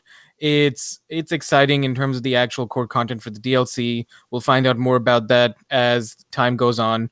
I wouldn't be surprised if they reveal some things at GuardianCon, because Bungie's going to have official presence there this year. But then they made their biggest announcement. And Tyler, this, I didn't think anybody could do it. Did you know that Sony wasn't on board until a day before? Wait, the day before this announcement came out? Sony wasn't on board. When Bungie was like still admin, they were about to go through it about a day before, or an hour before or something. Jason Schreier reported on, but basically within a small amount of time before the announcement, Sony agreed to it. Holy shit. No fucking Bungie pulled way. it off. So, cross-save is coming to Destiny 2. Cross-save is coming to Destiny 2, and what this means is you can play on your PlayStation, and then you can save up level up, and then you can go to your PC, and then you can log into the same character. It is not cross-play, it is cross-save. There's a very important distinction there, meaning that you're not playing with or against people from other platforms, but your character, your equipment, your gear can all transfer over. Well, holy shit. So that means if I wanted to bring my old Awakened Titan from my PlayStation 4 over, and I could play her on the PC now? Yes. Now, how would this work if I own Destiny 2 on the PC now and I got a separate character who also happens to be a Titan? They haven't put out too much information yet. They just announced it, and they're going to be giving us more information soon. But I believe you'd have to pick one or the other set. You'd have to pick one or the other account. That could also does that mean hypothetically then, if let's say I just picked one account, hunkered down on it, does that mean also after I'm done playing with you and playing Crucible all day on you, I could go over to my PlayStation 4 and play that same character with my friend Nick on his PlayStation 4 too? As far as I understood, yes. I could be wrong, but as far as I understood, yes. You could be wrong, but that sounds fucking awesome. Yep. That's what I've been wanting since fucking day one because I wanted That's to what play. everybody's been wanting since the moment they announced Destiny 2 for PC. There's also no exclusives anymore because they're not partnered with Activision, meaning there's no deal with Sony, meaning there's no exclusives, no weapons, no maps, no strikes, no missions. No, everybody gets the same game. Um, Biggest thing, one of the other big things is they're moving off the Blizzard launcher. They're moving to Steam. Which we saw coming. I think it was just fantastic that Blizzard and Activision were willing to work with them up till this point to help keep them afloat while they figured their shit out. So I'm glad at least there's no animosity and everybody was working together. This means though that they'll be using new servers, so maybe we'll be getting actual like not peer to peer and actual server to server connection. That would be great, especially for PvP. It would be fantastic for PvP. Oh my gosh! But one can only hope. I remember the days of like I think it was Halo and some Call of Duty games where it just felt like if the party host left and then it's like sit here for 30 seconds while we try to decide which one's the best fitting person and then just put all the pressure on your internet. Right. Okay, so Google, dude, Stadia, is that what Stadia? What do you? I'd call it Stadia. Okay, Stadia. Stadia. Yeah, we talked about this a few episodes ago. I don't know. I still feel like it's a gimmick because I don't think we have the technology that allows ultra low latency gameplay through a browser. But if somehow Google's figured out the magic trick, then great. But from user testing reports, frame rate has been pretty low. It's felt pretty laggy. There's massive input delay, considerable input delay, not massive. But okay. Question coming in from the chat. Yeah. Are we going to have to rebuy Destiny on Steam if we got it free on Blizzard? Now, I don't know where Steam came into this because if we were to get Destiny 2, wouldn't we get it wholesale on Stadia? Or is it through Steam? No, it's through Steam, primarily through Steam. Stadia, how Stadia works is you pay, I believe you pay a subscription for certain games or you buy games through their thing. So I can't speak too much for Stadia. So putting Stadia aside, if we're talking about Steam, if you already have a Destiny account on your PC on Battle.net, there is a way that they will give us more information on to link your Blizzard to your Steam, and it'll just transfer all the licenses over, and then you'll be able to launch Destiny 2 from your Steam account. Good deal. Holy shit. The issue is if when it comes to licenses for things that are Forsaken and up, we don't know too much yet because they only just announced it. So for example, if you have everything on your PlayStation, right, and then you transfer save your character and then you pick it up on PC, you'll be able to, I'm sure you'll be able to play a majority of things because Destiny you liked. You should already have a free to play version of Destiny on the PC because that's what they're doing, right? So you'll have base game, Curse of Osiris, Warmind, and some activities, most activities that'll be free to play. So I don't know if you have a gun that's from Forsaken, whether you'll be able to use it on PC because you should technically need the license for it, if that makes sense. It sounds like there's going to be a lot of complications that will have to be resolved by November when Stadia comes out. Well, with Stadia, again, I don't know too much. Google's really trying to push it as the future of gaming, but it doesn't make sense, not just specifically for Destiny, but it's not a subscription service. There is no subscription service as far as I understand it. You have to go log in and then you have to buy games through their thing to play on other people's servers. Some games you have to pay for, some games are a subscription. So it just seems like a business model that's not entirely consumer friendly. It seems detrimental to the kind of idea that they're trying to push in their product. It's going to be shaky. Yes. Yeah. Excuse me. In its current state, with the information that we know, it sounds shaky. Whether or not it will be is going to be up to Google, essentially. And Agreed. I'd like to put a little trust in Google that they will get their shit together. If there's ever been a time where I feel like a video game company, which I'm calling Google a video game company right now, I feel like Google has very, very rarely failed me as a consumer or a person that uses their product. I am That's very fair. heavily dependent on them when it comes to, especially with like access features through my phone. I use Google Maps and all that stuff. I use Google voice commands to send and call stores and set stuff up as a truck driver. So I'm very familiar with the benefits and features that Google can offer. And I feel like if they step into the video game business, I have nothing but absolute trust for them. Like I would trust Google with creating a game more than Nintendo right now. But that's because they're fresh into the page. I have no idea what they're going to actually offer. Right. So just to quickly wrap up this segment, Destiny 2 is looking to be launched on September 14th, this later this year. I will just confirm that date with you. But with Google Stadia, um, and I'm reading this straight off the article from Polygon. Destiny 2 will be included as part of Google Stadia's Founders Edition bundle, a $129.99 package that also includes a Stadia controller, Chromecast Ultra for 4K resolution, and 3-month subscriptions to Stadia Pro for 2 people.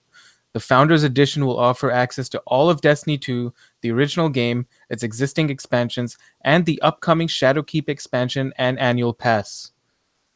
So that's the offer for Google Stadia in regards to Bungie and Destiny 2. If I can just get quick confirmation, September 17th, Shadowkeep launches. So look out for that too. Good deal. Well, shit. Well, shit. That's a lot of news. The That's only a lot other of news before we news. get to Pokemon Week number 2 is there appear to have been a leak, and this is the only leak I will talk about because I'm just so excited. Cyberpunk 2077. Yeah. The leak is just regarding a collector's edition and cover art for the box art. Um, the cover art seems to align with some of the posters that have been seen around Los Angeles with the E3 event going on. The collector's edition includes a whole bunch of knickknacks and doodads, what have you, but there's no date that's been leaked, no information, no other information. CD Projekt Red has been very good about that. I'm just excited because we're getting close to this game is getting so close to being a reality. Like I'll be able to play this game soon. I mean, calling it a modern day version of The Witcher is probably a very terrible way of describing it. But Bastardization of what the game would be, but I get what you mean. I mean, after seeing what they can offer with The Witcher 3 and offering what looks like a sci-fi modern setting versus what we're used to, it looks fucking promising. Yeah, no, it looks. They did a whole a couple of months ago, 45-minute gameplay reveal, and it just looks very smooth for even what they have right now. I would imagine that they were running it on the highest end of PCs and using all of that to render shit, but it still looked very good. So I'm sorry, I paused there because I clicked on the link you sent me a while ago. yeah, so that's a Destinified version of the meme of an astronaut coming back to NASA. So it goes, an astronaut comes back, and NASA goes, "You're back early," and goes, "Moon's haunted." And NASA goes, "What?" And "Moon's haunted." Loads gun clicks, and then goes back to the moon, which is basically which seemed very fitting for Shadowkeep.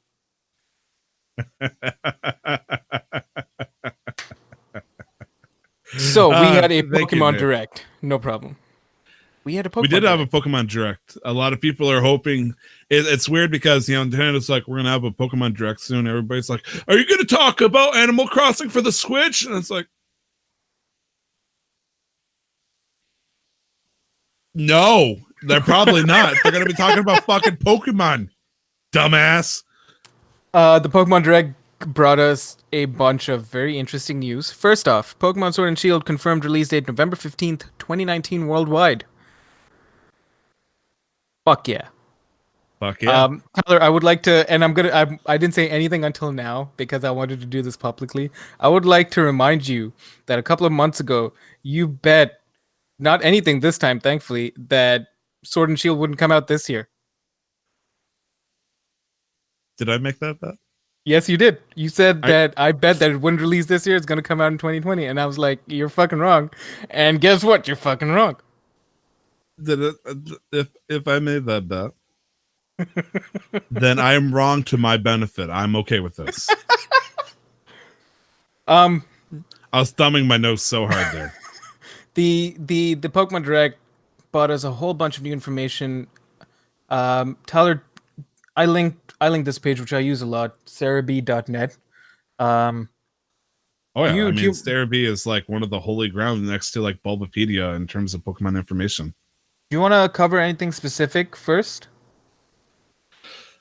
I mean, it was a fucking trailer, dude. I'm not sure where the cover first with that. I mean, my first thought is open world features, especially with the wilds. Yeah, yep, the wild area as it's called, which I was also thinking of talking about first. It's so if we take the overworld feature with the Pokemon popping up from Let's Go and then combine it with full 3D movement, but still retain the original method of catching Pokemon by encountering them in the wild and throwing Pokeballs at them but weakening them first and then throwing Pokeballs at them. That's what I As feel like they the wild truly is. should have been, as As the it truly should have been. as the story is foretold. You do not just throw a Pokeball at it and hope it catches. You must destroy its spirit. How many times do you think I sat with Professor Oak or whoever that old fucking man in Viridian City was to show me how to catch a fucking Weedle when I already had a Mankey, a Nidoran, and a Charmander?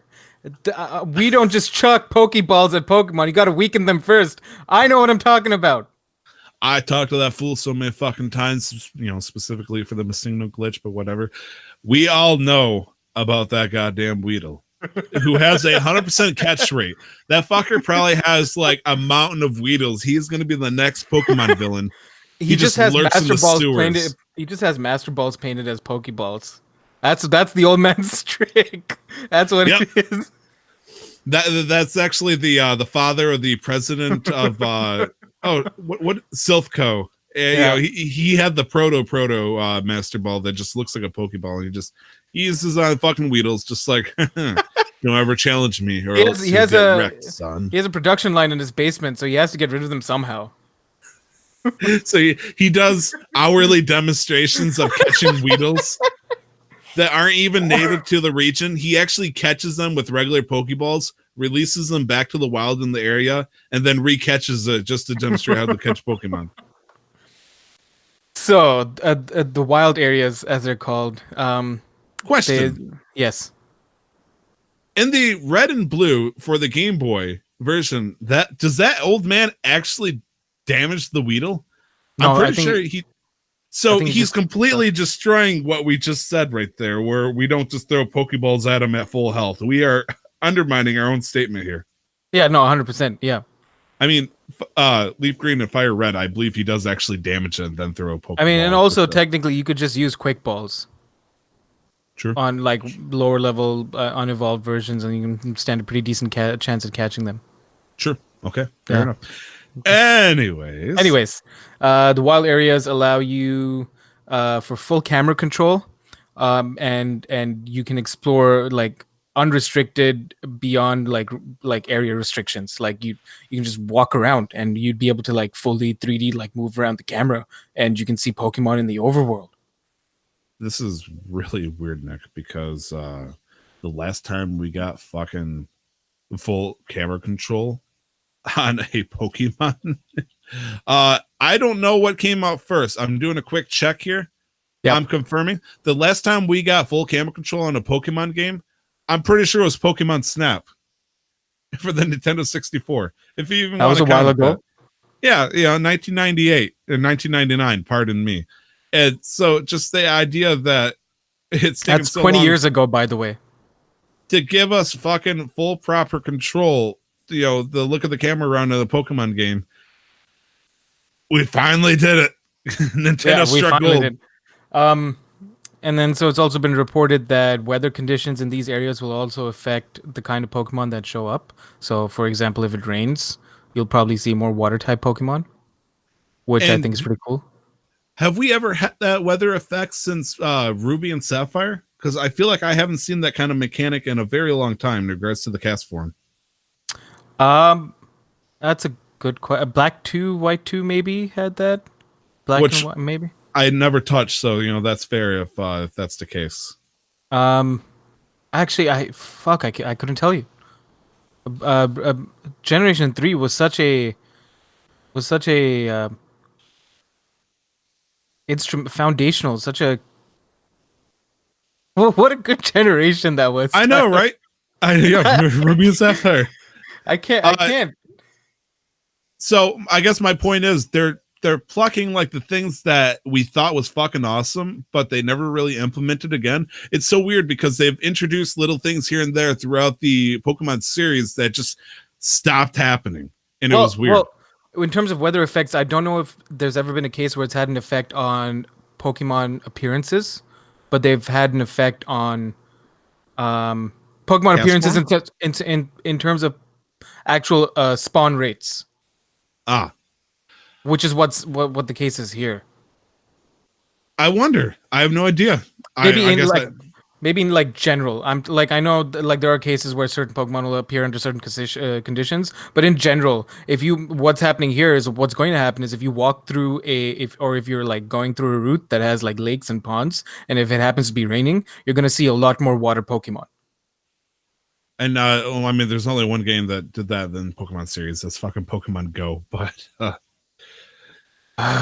Anyways, uh, so we've got the wild area where it finally allows us to like it's gonna be even more immersive than Pokemon Let's Go, I feel. Because Let's Go just felt kind of like Pokemon showing up in the overworld just because that's the only way you could encounter them. Whereas here it's a little bit more natural. It's a little bit more subtle but more immersive where you're just fucking strolling through a forest and then you see a fucking Butterfree just flying through like minding its own business. it's nice.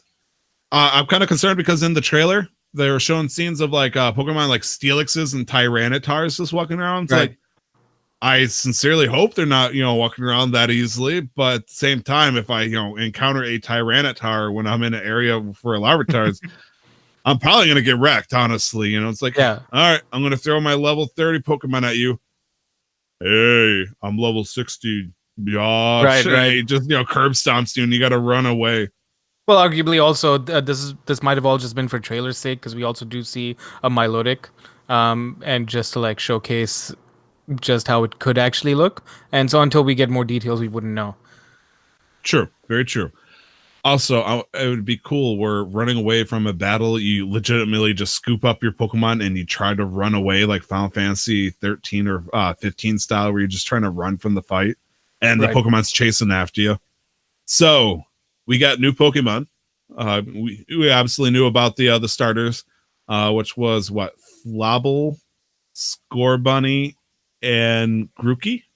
Sobble, Scorbunny, Slobble, and Grookey. Slobble. Okay. Sobble. Starter, I'm probably not going to get. Not going to lie. It stinks Yeah, because I have a yeah. feeling that Sobble in its final form is going to be some kind of like brave motherfucker. Like it's going to be a Hinata situation where it just turns into a beefy daddy. Do you remember looking at people's drawings of what they think the evolved forms were going to be for the Pokemon in Sun and Moon? Yeah, and the most common theme for I think the cat was it to evolve into like a Machamp of some sort, which surprise, surprise happened. But I mean, close enough. The one that convinced me to go for oh crap, what is the original form of the main form of Primarina? The seal. Shit, I should know this. I have them all. Oh my gosh, Nick, you failed me with your living dex. You have a living dex, but not living dex knowledge. What's going on here? You I poor, have poor failed thing. you. Yes, you have. So it's called Poplio, first off. Pleo. Yeah. Yeah, Poplio. It was my starter, so I should have remembered that too. When people started drawing of it, they eventually, one person that caught my attention, the reason why I picked Poplio was this creepy looking Malamar style clown that looked like it. Is this evil looking walrus that looked like, had a big ass clown nose, evil eyes and shit. I'm like, oh yeah. So when I got Primarina, I was a little disappointed because it went from evil clown looking motherfucker to I'm an opera singer, which is okay. It's a fairy type. I get it. And then meanwhile, my wife, who got, the little fire kitty, got the fucking pro wrestler. I'm like, Incineroar. And then Brandon, I believe, picked Rowlet. And so he got this, pretty cool ass looking. Yeah. Really cool design. Yeah. And so I'm not falling for this shit. Sobble in my head is gonna like do a full around. He's gonna turn into like a Greninja style. I'm gonna go from scared and stuff to like I'm brave, I'm cool looking, I'm fucking Greninja, except I'm the Sun and Shield version. It's like I bet he's just gonna turn into a fucking coward. Whatever. Fuck it. Maybe we'll it's have gonna to see be a what happens. Sobble in a box. That's just gonna be its final form. Ultimate defense. Ultimate defense. Nick, people have been asking me what version I've been getting, and I've only told technically you and other Nick actually. And I can't remember. Good. Because I admitted that I keep flip-flopping like every fucking week, even though I keep thinking like I'll re-decide which one I want, but I keep picking the same thing.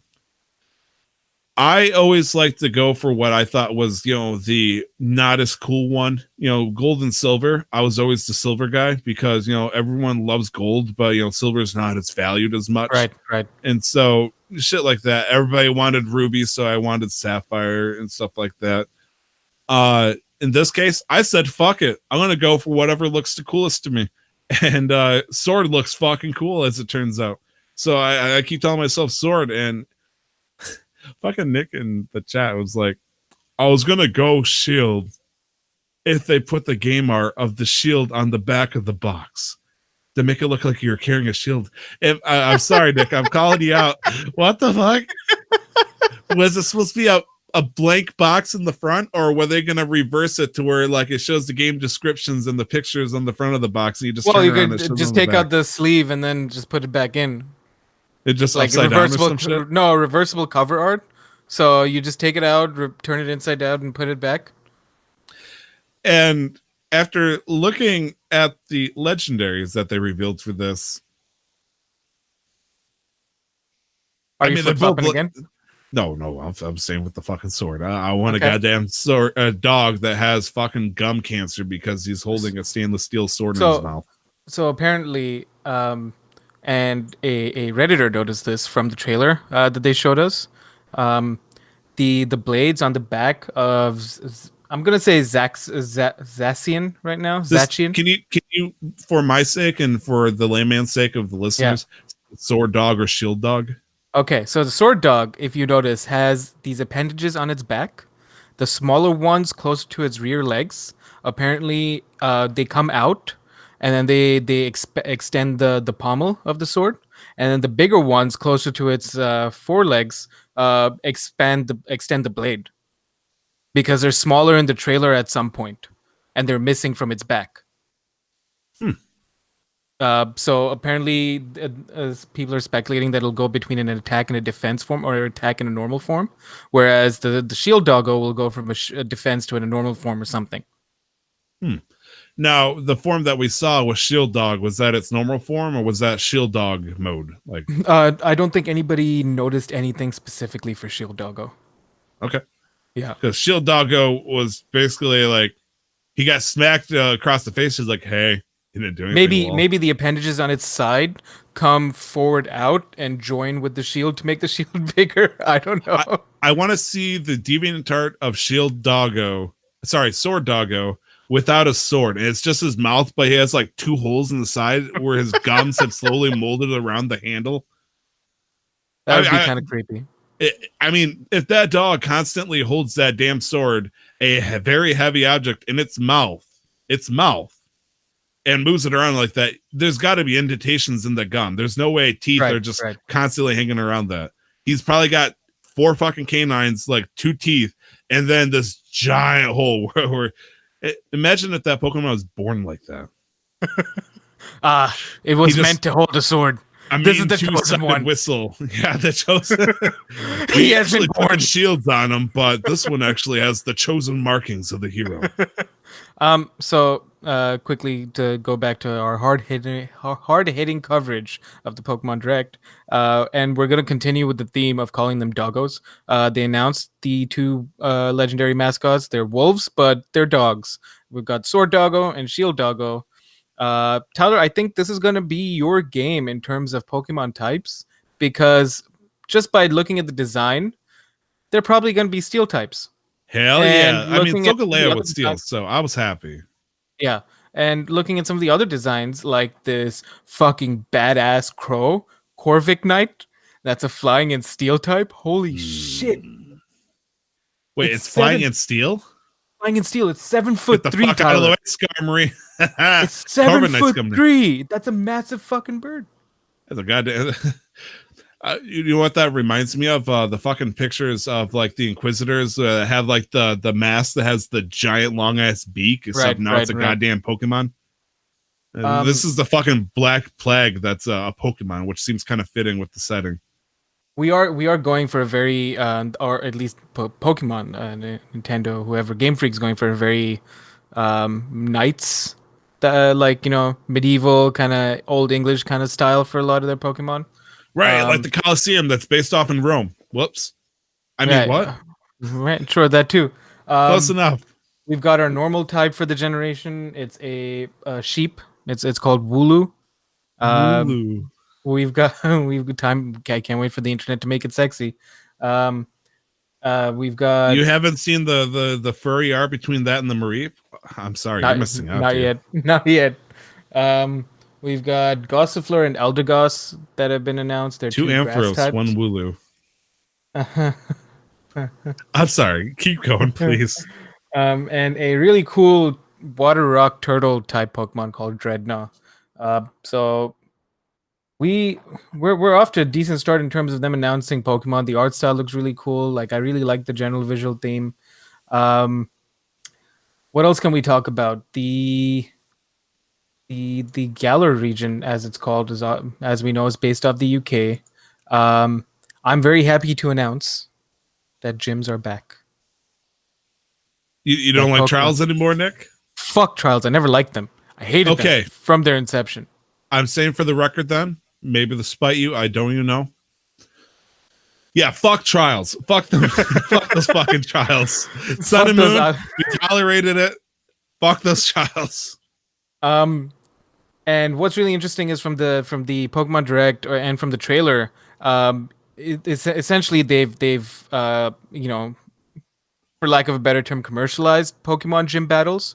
So you'll walk out into an actual stadium, and you'll be surrounded by people, and it's gonna like an. I'm excited, Tyler. This is everything. Well, I've I been mean, the thinking concept of like 8 big top dogs that, run the gyms across the entire place. But in reality, it was just, one or two people in there, and, people make these, very private quests to walk around to each of these gyms and collect badges and stuff. It just felt underwhelming. Like in the original Pokemon games, it felt tough because you're fighting somebody that knows their shit. But here it's like Pokemon has been prevalent for a very long time here. Let's make a goddamn show out of it. We've had, Pokemon, what do you call those, beauty competitions and all that stuff. right. And, Pokemon that's contests, yep. attracted the kind. But every time we had like a serious big fight, it's never really been for show except for like that 4-way battle thing, then Sun and Moon. I forgot what it's called, like Pokemon Showdown or something like that. Sure. But yeah, sure. It's never been represented as like a big showing except in the anime where, it's a big fight, everybody's watching. We'd never gotten that feeling until fucking Especially today. with like the conferences, dude. Like, just now we're actually getting visualized in games, and part of it is now I would think a certain part of it is because of the technology and the hardware that we have access to now, or at least that Game Freak has access to now, so that they can do a lot more with it. We do not live in the age where Kingdom Hearts on the PlayStation Vita has 4 out of the 50 characters that are supposed to be in a ballerina ballroom. Right. It's not empty anymore. We can actually put things that don't look like 2D pixelated image, gifs in the background. Right, right. People in the stands. And then really the other big thing is that they announced with the feature of the Dynamax feature. Are you laughing at your own like 5 out of 10 joke here? Yeah. Are you serious? Okay, okay. So Dynamax is a new I'm transformation. Dynamaxing over here. Is a new transformation feature that they've are going to be introducing, where in certain areas you can Dynamax one Pokemon during a battle, and it'll only last about 3 rounds, 3 turns. Like to give a quick correction to myself as Nick is saying in the chat. There was never a Kingdom Hearts game for the Vita. It was the PSP I was mentioning, Birth by Sleep. I'm sorry. Go ahead and continue. Holy shit. So Mega Evolve taken to the next form. Max Evolve. Sorry. Dynamax. Essentially. And these will affect moves much like Z moves. So when you're Dynamax, certain moves will change they'll turn into max moves. We don't know what that's going to look like yet, but for some it'll increase their power. For some it'll change their status type if it's a status move, their effect. I mean, looking at the attacks, it basically like if a Pokemon has 2 flyings, a normal, and a psychic attack, it would just say max normal, max flying, max normal attack, max psychic attack, which just look like beefy supernova attacks, essentially. So right. It just looks like it's gonna, instead of having like legitimate competitive play with strategy and stuff like that, this is like, bro, it shows a Raichu that's on like 8 at Sweeties that day, and it's like, I'm not going to go for strategy. I just want to fuck your face in front of these tens of people. It's like a Chimchar versus a Machop, and if a Machop gets Dynamaxed, and all of a sudden it's Chimchar versus the Hulk, and the Hulk just pounds its face into the ground. Like, what is the name of the fucking upside down octopus? Malamar? Like, yeah. Malamar depends so much on strategy and stuff to get its effects across. You just fucking Dynamax it. It's like, I guess I just fuck people up now. It's like, it's like the opposite of what happened to the Hulk in Endgame, okay? It's like, you give it sophistication, except in this case, you're just taking it away. It's like, yo. And so with Dynamaxing, they've also introduced max raid battles, taking in some concepts from Pokemon Go, where random, like at certain locations, I would imagine you'll have a random wild Pokemon that's been Dynamaxed that has unique abilities, unique powers, and the Dynamaxing doesn't revert after 3 turns. It's indefinite until you beat it, and you can play with your friends. You can battle these Pokemon with your friends.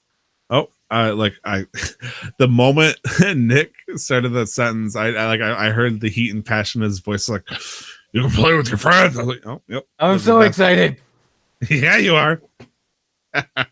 And then have you seen the thing in the trailer, Tyler? When it's time for you to try and catch a Dynamax Pokemon, you throw a massive fucking Pokeball at it? Yeah, it looks like fucking Naruto turns his Rasengan into a goddamn Mega Rasengan, just, it throws it. And you just like, chuck it. What do you mean? I'm so excited. This is going to be one of the most fun Pokemon games in a while, I think. And I'm going to play the crap out of it, and I'm excited. This is Pokeball Z. It's just like Super Saiyan Pokeballs. Gyarados is like, this isn't even my final form. And then, she was like, like a Rattata Scouter breaks. So they've announced a bunch of things. We've covered the biggest things. I feel like they've also introduced some new characters. They've introduced the professor for the region. Her name is Professor Magnolia.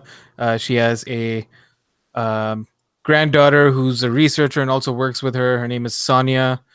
They've introduced Hop, who's the younger brother of the champion, who is, what's his name? Leon. The champion is Leon, who, by the way, is undefeated ever until millions of us worldwide pick up that game and fucking beat his face in within a week.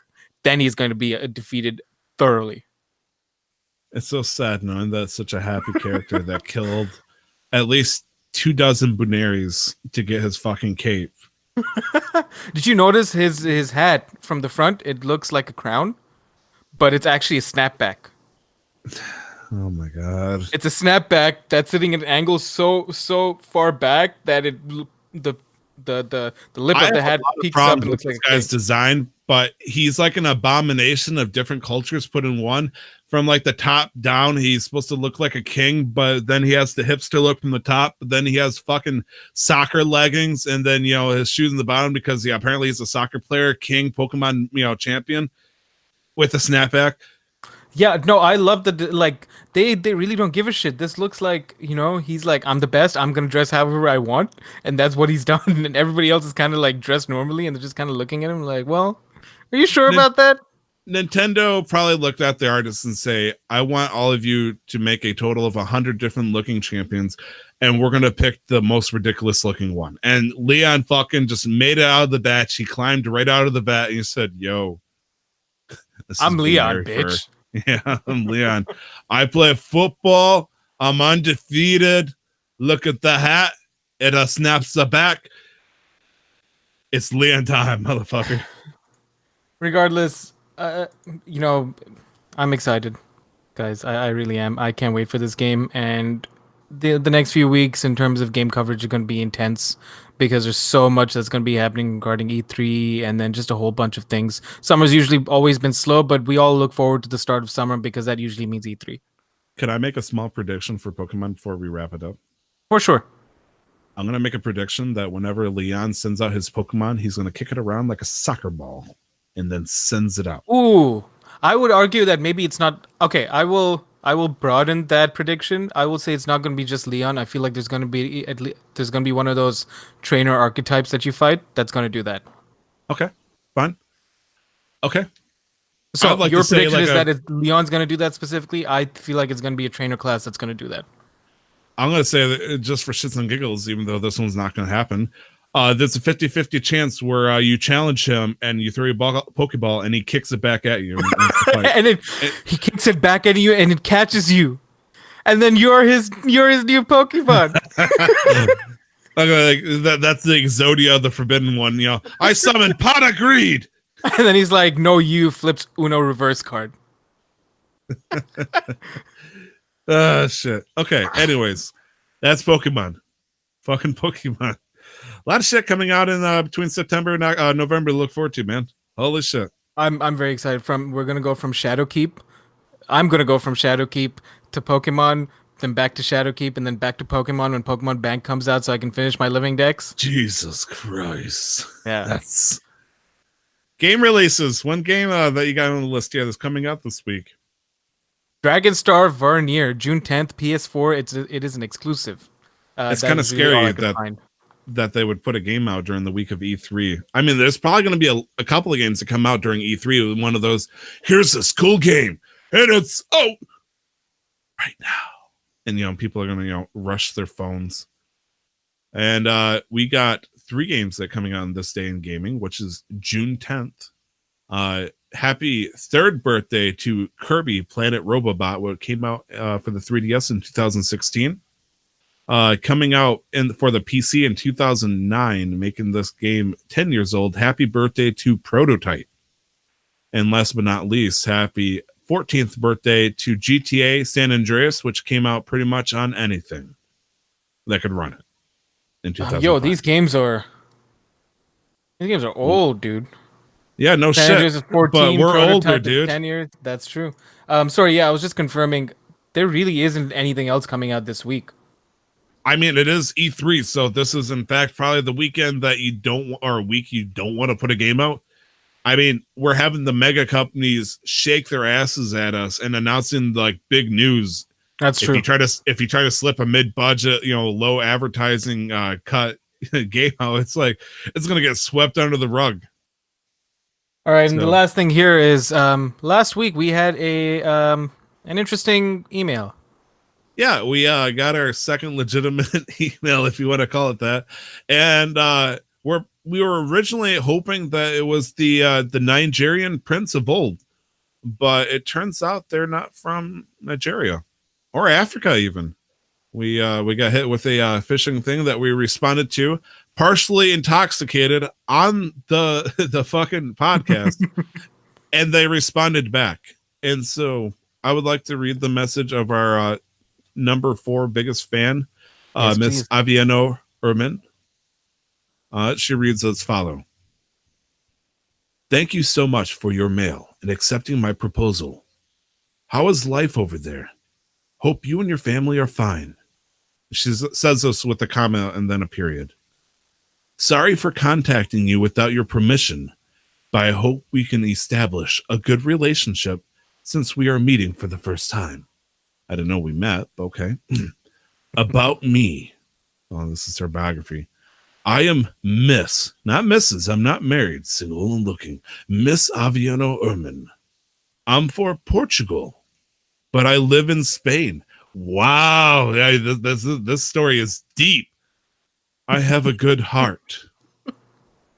Remember that. I have a good heart. I am very sincere and down to earth. Okay, so she's not an angel, so she's realistic. I am a loving heart. I'm a good heart. I have a loving heart and a very respectful and kind woman. I have a lot of love to give. My own religious. My own religious is Catholic Christian. I thought she might have, Catholic Hebrew. Okay. I never judge others and am very compassionate. I love to appreciate the little things in life and am very respectful. I'm going to pause here real quick. Nick, what happens if this is a legitimate fan who's been listening to the podcast and not a scammer? What happens if I'm making fun of Miss Aviano Erman? I'm really scared. I'm going to take the step forward and say I'm doing it anyways. I'm The chances locking of down. that are are microscopic. But as much chance as getting money from this fine lady.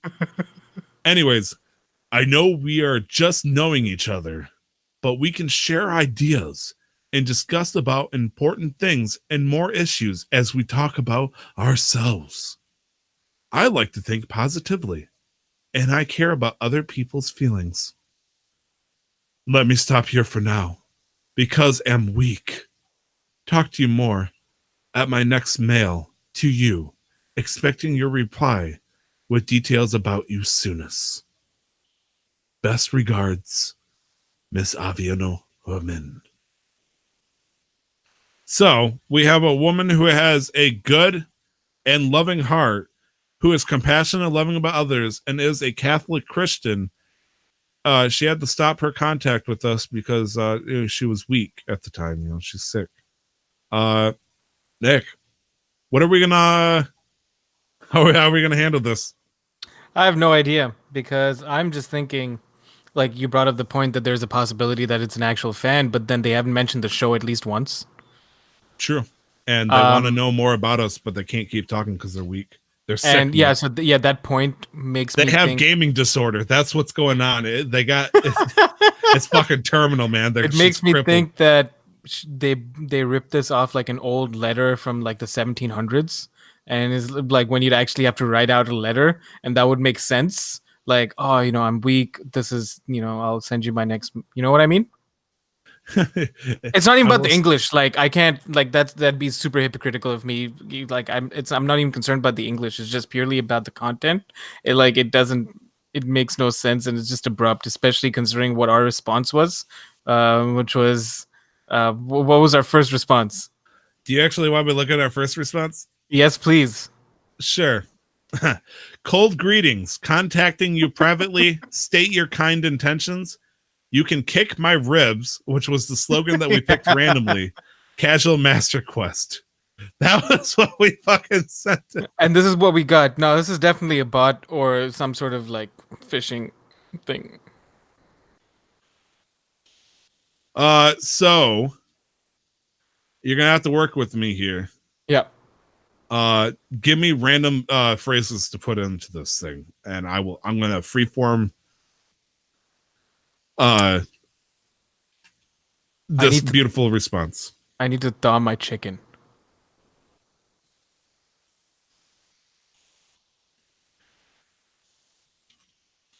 The sky is crying.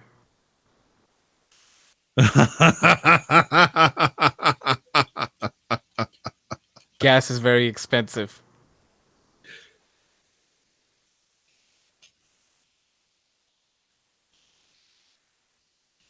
My neighbor kicked my dog.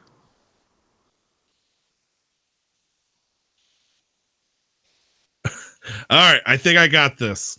Okay. Let's see. Live on Casual Master Quest is exactly what we get up to sometimes.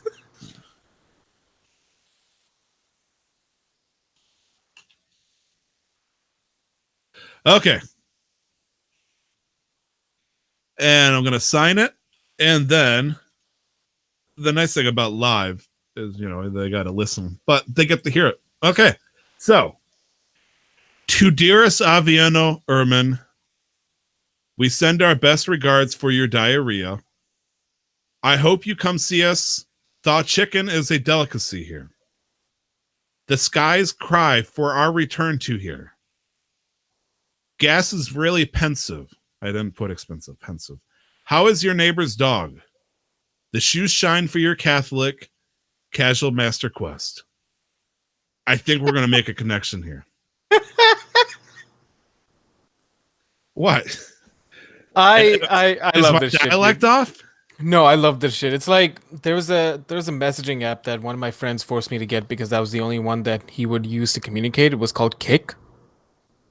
And it was just filled with bots. Like all of these chat bots that would like put up conspicuous like links. Like the ones where you're just like a girl with like really like an attractive profile picture or whatever would message him like, hey, and then I'd be like, all right, you're a fucking bot, but let's drag this out and be like, hey, winky face. And go like, what are you doing? I'm like, oh, nothing. How's it going? Like, nothing. I'm just sitting here naked. And like, oh, that's tight. Like, why don't you come to my stream? I really need the money. I'm like, okay, but what do you think about the issues surrounding I don't know, fucking the genocide in I just go on and the Tianjin massacre over in China. That will like, immediately disconnect them if they're from China. That'll be and then they go on, you should really just please come to my stream. All right, but have you ever thought about how much food we're wasting? Well, that's kind of sad, but you should come to my and just go on and on. I just fuck with that Godzilla, if he were the pee, he would piss an average of 200 million gallons of urine every day. Oh my god, you're so sensitive. Why don't you come watch my stream? Do you have more facts about the bladder of Godzilla? Come to my stream and tip me $10. I might tell you. Disorderly conduct. Anyways, Tyler, Nick in the chat is suggesting real quick, and we'll do this next time to find a Mad Lib site. I will create a proper letter in response using your information combined with the Mad Libs I will find next time.